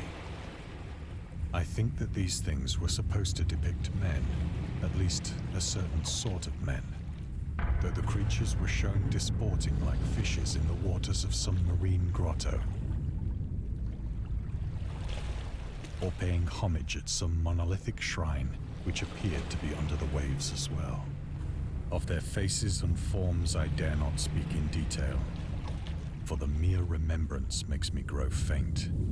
Grotesque beyond the imagination of a Poe or a Bulwer. They were damnably human in general outline, despite webbed hands and feet, shockingly wide and flabby lips, glassy, bulging eyes, and other features less pleasant to recall.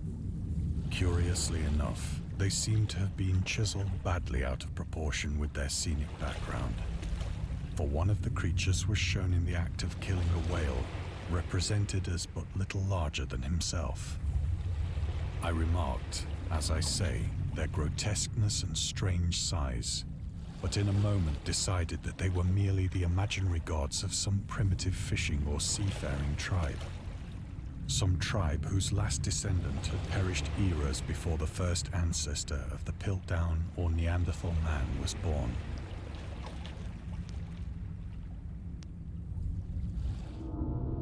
The Piltdown Man. Lovecraft would often use the latest scientific discoveries as inspiration for his works. He would even update his stories at the last moment in order to make sure they reflected the latest breakthroughs. Unfortunately, this method was not without its flaws. After Lovecraft's death, the Piltdown Man discovery mentioned in Dagon turned out to be a paleanthropical fraud. In 1912, Charles Dawson, an amateur archaeologist, announced that he had discovered the missing link between ape and man, the fossilized remains of a previously unknown early human.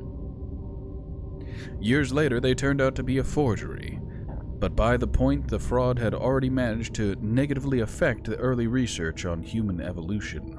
In the years when the discovery took place, the majority of the scientific community believed Dawson indeed found the missing link. In 1953, Time magazine published evidence proving that Dawson was a con man. It turned out that the fossils of the previously unknown early human consisted of a human skull, the jaw of an orangutan, and a chimpanzee's teeth.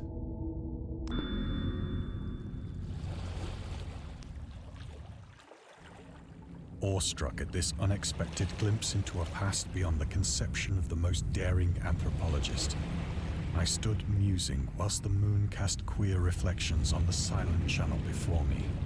Then, suddenly, I saw it. With only a slight churning to mark its rise to the surface, the thing slid into view above the dark waters.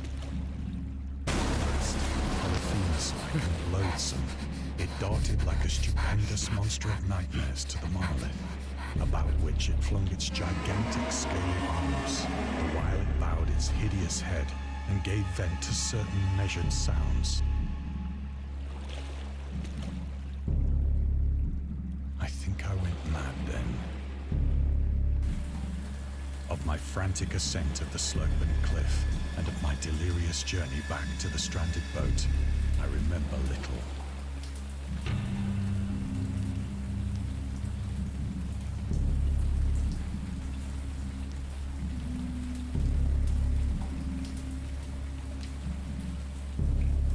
The camera and the way you can look is a little odd.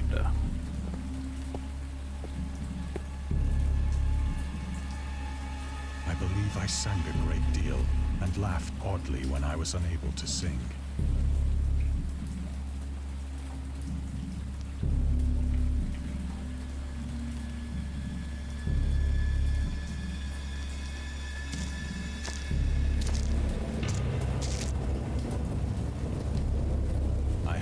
Distinct recollections of a great storm sometime after I reached the boat.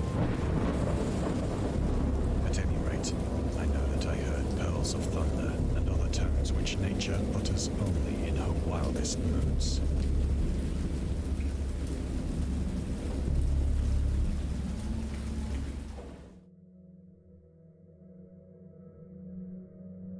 When I came out of the shadows, I was in a San Francisco hospital. Brought thither by the captain of the American ship which had picked up my boat in mid-ocean. In my delirium, I had said much, but found that my words had been given scant attention. Of any land upheaval in the Pacific, my rescuers knew nothing, nor did I deem it necessary to insist upon a thing which I knew they could not believe.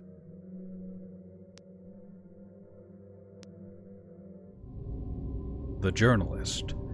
Lovecraft was a prominent figure in the world of amateur journalism in 1915. He started publishing his own journal called The Conservative, which included political and social commentary, poetry, short stories, and literary criticisms written by him and other authors. Howard was... what? Ooh. and by him and other authors. Howard was a skilled wordsmith, but he also took criticism to heart, which resulted in his decision to step away from writing poetry and concentrate on weird fiction again. For the first time since his teenage years, Dagon, published in 1919, is one of the short stories written during that period. In this excerpt from The Conservative, the master of horror fiction explains his attitude towards warfare and the idea of world peace. Why any sane human being can believe in the possibility of universal peace is more than the conservative can fathom. Should the entire civilized world agree simultaneously to disarm, one or more nations would undoubtedly retain secret armaments, and at the proper time take advantage of their more altruistic and less astute contemporaries, in a wild career of conquest against unarmed victims. No country is, or ever can be, above warfare, until the basic impulses of the human animal shall have miraculously changed.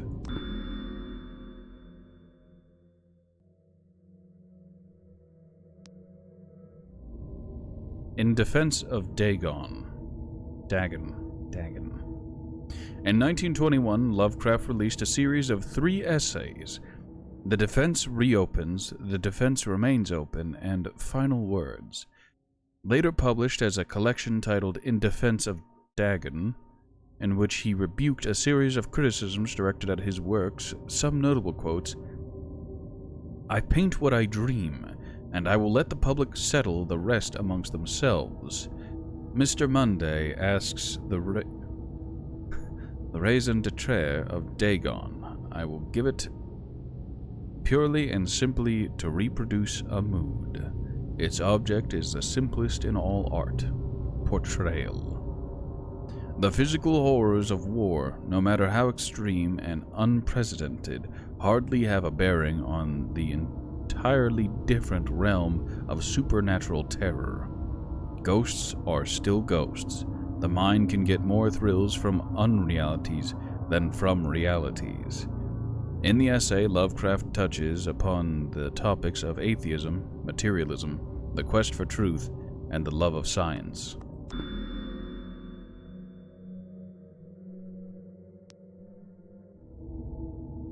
Lovecraft considered himself an atheist and absolute materialist, which he attributed partly to his early childhood interest in astronomy and science in general. His own words, "I am indeed an absolute materialist so far as actual belief goes, with not a shred of credence in any form of supernaturalism, religion, spiritualism, transcendentalism, metapsychosis, or immortality. All I say is that I think it is damned unlikely that anything like a central cosmic will, a spirit world, or an internal survival of personality exists. They are the most preposterous and unjustified of all the guesses which can be made about the universe, and I am not enough of a hair-splitter to pretend that I don't regard them as errant and negligible moonshine. In theory, I am an agnostic, but pending the appearance of a radical evidence, I must be classified practically and provisionally as an atheist." Sources: Against Religion, The Atheist Writings of H.P. Lovecraft, by H.P. Lovecraft. Mythos: The Myths and Tales of H.P. Lovecraft and Robert E. Howard. H.P. Lovecraft and Robert E. Howard. Raison d'etre. Word is a great word. I'll take your word for it. Alright, are there any more?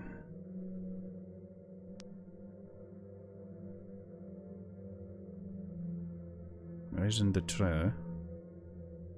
D'etre? I'm sure someone out there knows how to pronounce it properly. I just butcher it.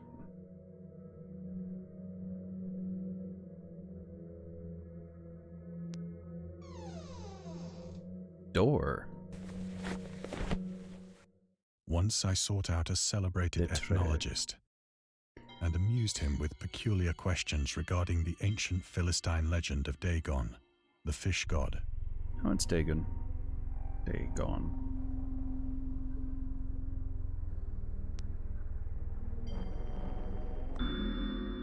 Dagon. I like how this does not help my pronunciation at all.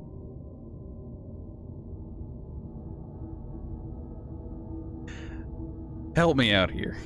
Chat, do you know Dagon as in D-A-E-G-O-N, Dagon as in D-A-G-A-N.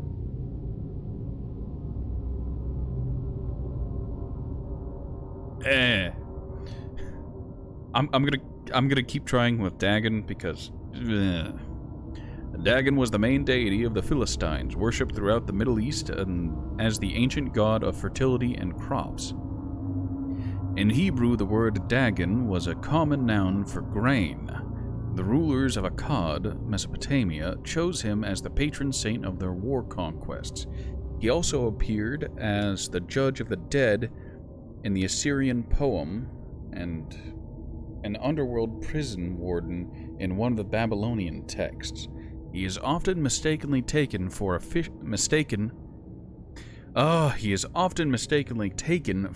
god due to the wrong interpretation of his name. As in Hebrew, the word dag means fish. In H.P. Lovecraft's works, Dagon is an underwater deity ruling over the deep oceans, a humanoid race with fish traits that resides in the oceans. Oh, the deep ones are a humanoid race of fish traits. Yes. He is worshipped by a secret cult called the Esoteric Order of Dagon. English.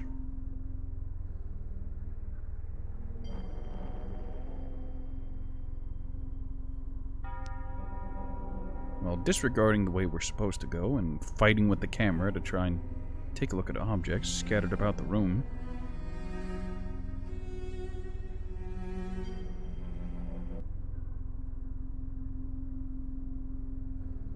No? Nothing? Comprehensible. Understandable. But soon perceiving that he was hopelessly conventional, I did not press my inquiries.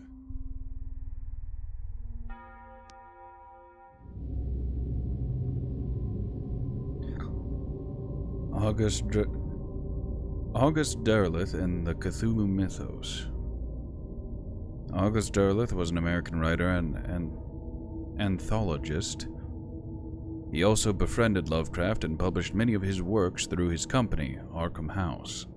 Although he greatly contributed to the popularization of the author's works after his death, he is surrounded by numerous controversies. One of his most questionable decisions involved introducing the good versus evil doctrine.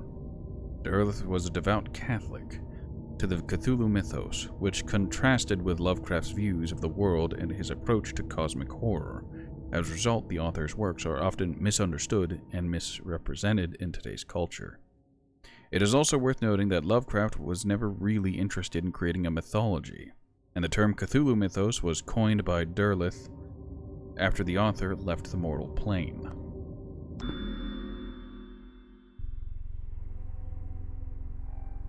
Oh, just casually a book labeled Necronomicon on the shelf.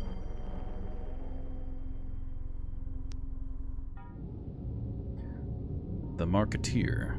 Lovecraft's attempts to find a job in 1925 were influenced by advice he received from friends. Among others, he started freelancing for a marketing magazine, where he would write announcements and commercials. Feel free to judge his copywriting skills for yourself. From an ad for Curtis Woodwork. Curtis Woodwork embraces both the usual structural units and the cleverest contrivances of built-in or permanent furniture, such as bookcases, dressers, buffets, and cupboards.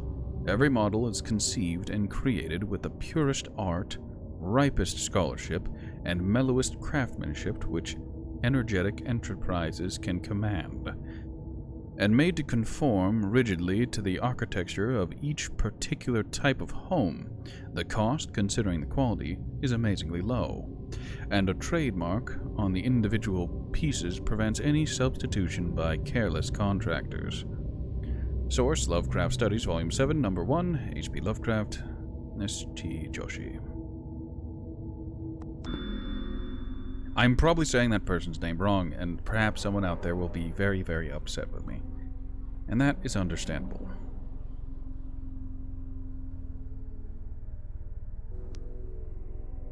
Sorry, like, up until this point... Oh, I've got full 360 movement now. At least when it comes to the camera. That is surprising.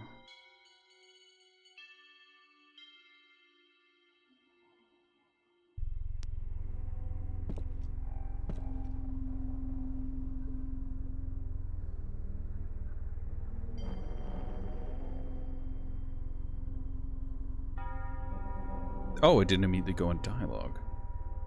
Fascinating.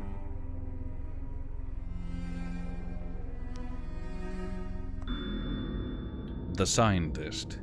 These days, the word scientist is a widely accepted term, but at the time Dagon was published, it was subject to a wide debate. After the author used it in the story, critics pointed out that man of science was a more appropriate term to employ. He admitted, in defense of Dagon, that if Dagon were to be reprinted, he would indeed use the phrase they suggested.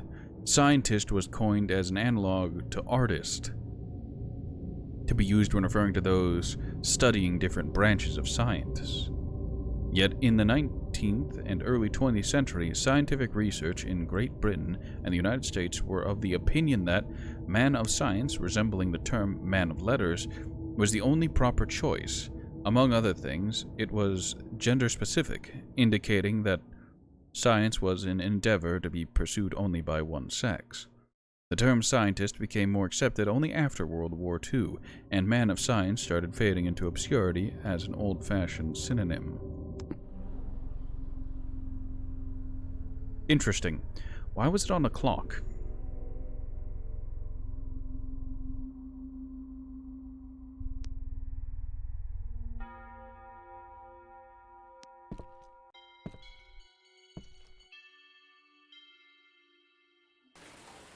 It is at night, especially when the moon is gibbous and waning, that I see the thing.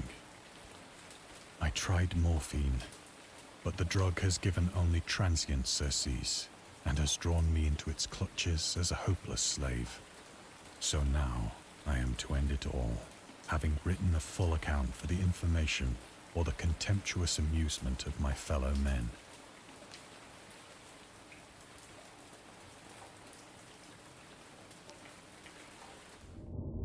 Lovecraft on tobacco and alcohol.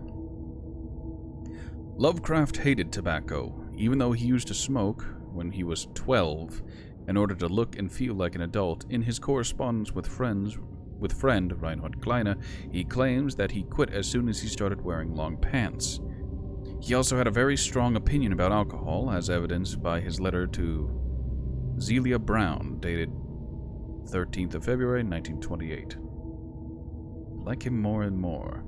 As for the matter of drinking, I have never tasted intoxicating liquor, and never intended to, having a strong aesthetic disgust at anything which blunts or coarsens the delicate natural equipoise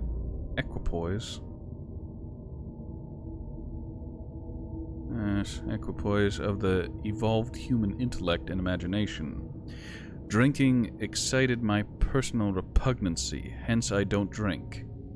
Let the herd do what they will. I am rather in favor of prohibition, the prohibition of any one antisocial force as well as any other. Source: The Spirit of Revision, Lovecraft's Letters to Zelia Brown, Reed Bishop, H.P. Lovecraft, Sean Branney, and Andrew Leman, S.T. Joshi.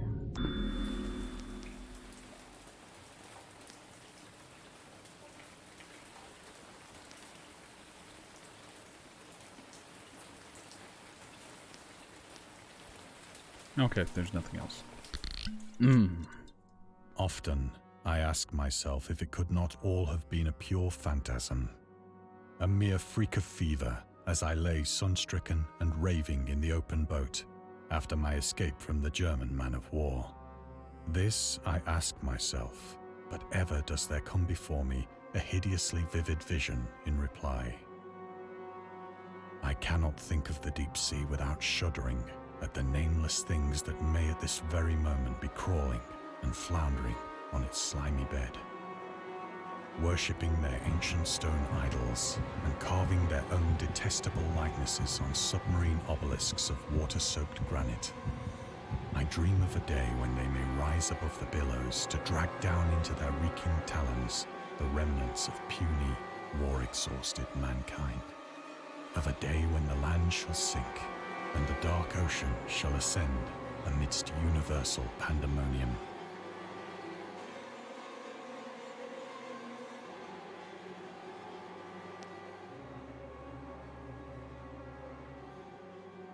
I don't know, hear me out. A fishman invasion seems like a solution to world hunger.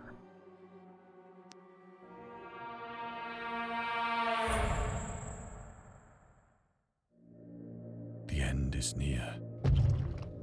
I hear a noise at the door, as of some immense slippery body lumbering against it.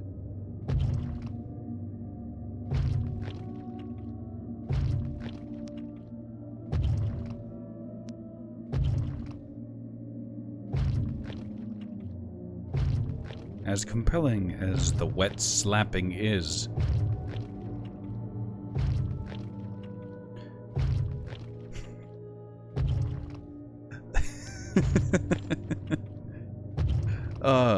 is there something antediluvian knocking at the door, or is the neighbor getting frisky with the missus?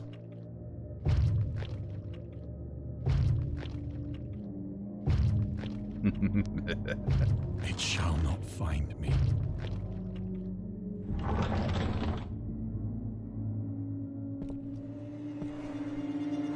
God, that hand!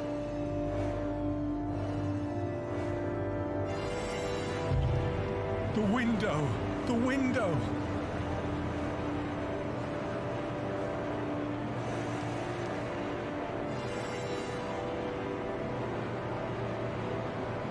I could, but why would I?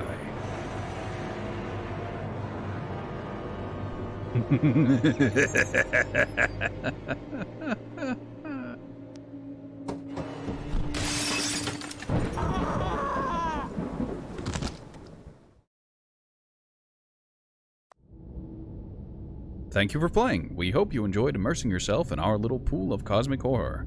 We would appreciate it if you took a moment to rate Dagon and check out our other games and DLCs. I will pass.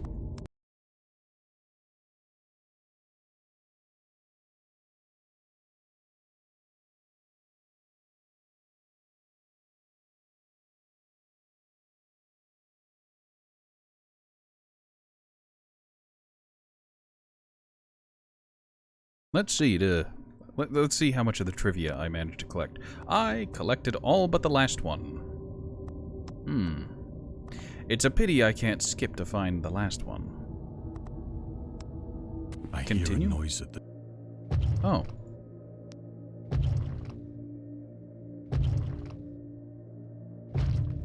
It shall not find me.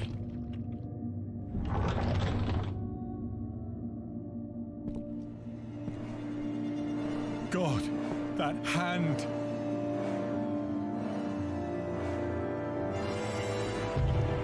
The window!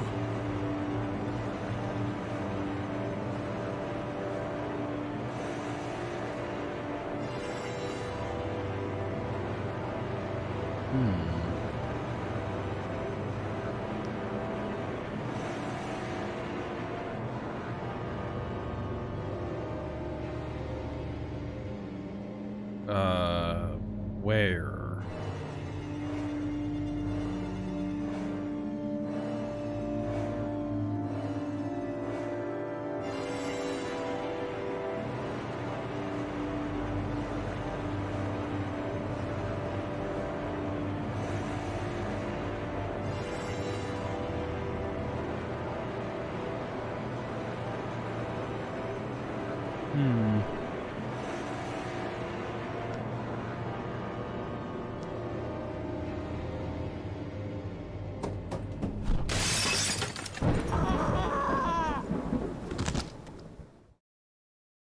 Well, I tried.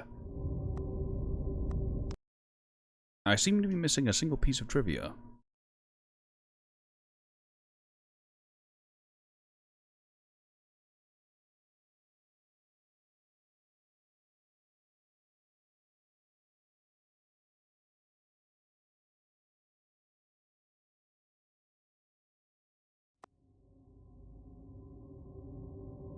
Secret flag on the boat.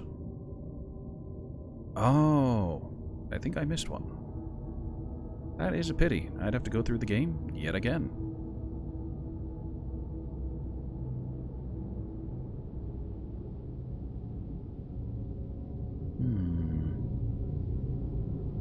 Book clock. The alcohol. Ah. I see, I see. That's where the last one was. I hear a noise at the door, as of some... Yes, yes. It shall not find me.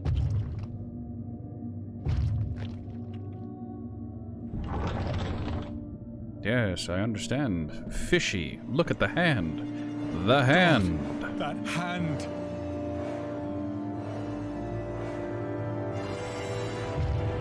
The window!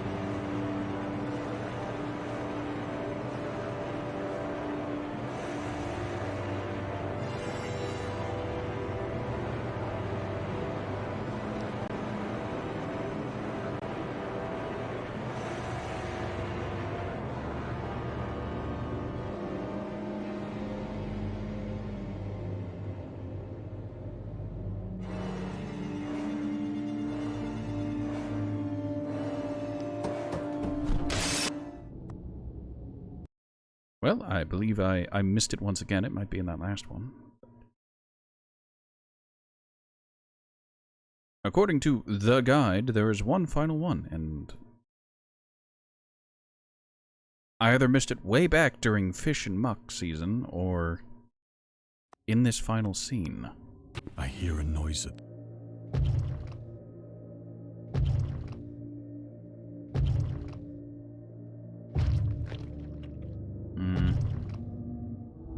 It seems the last one was over in Fish and Muck. It is a pity that I missed just one, but these things happen. Let's see if I can find it. Perhaps it's better if I don't. Oh well, these things happen. Alright, well, that, ladies and gentlemen, was Dagon. Originally based off of a story by H.P. Lovecraft. Yes. Yes. It is a pity I'm only missing a single little tiny miniature bit, but these things happen.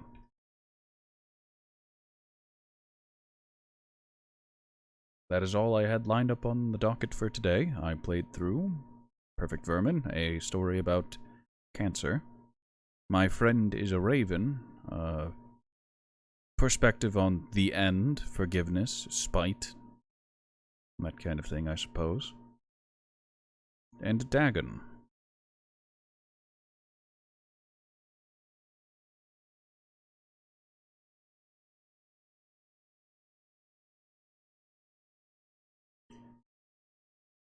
I wonder what I'll move on to next. Well, you can always send me a tweet with your recommendation. I'm active on Discord, on Twitter, and if you're watching this on YouTube, you can leave a comment with your recommendation. I'd like to thank everyone for stopping by. Remind you to leave a follow, subscribe, leave a comment, like, or don't. It's entirely up to you. Now, for the stream portion, for the stream viewers, I'm going to see if I can send you guys over to someone else. I think Spud should be playing by now. Yes. Yes, he is. A Helpless Spud is a longtime friend of the channel. He is good people and has helped me out more than once. So we'll give him both a Twitch shoutout and a shoutout via the plugin from Twitch Guru, which breaks frequently, and I'm incredibly, incredibly bitter. So there's the shoutout. There is the other one. I did it when it was cool. Oh my god, if the new neighbour's even worse, then I will burn this whole building down.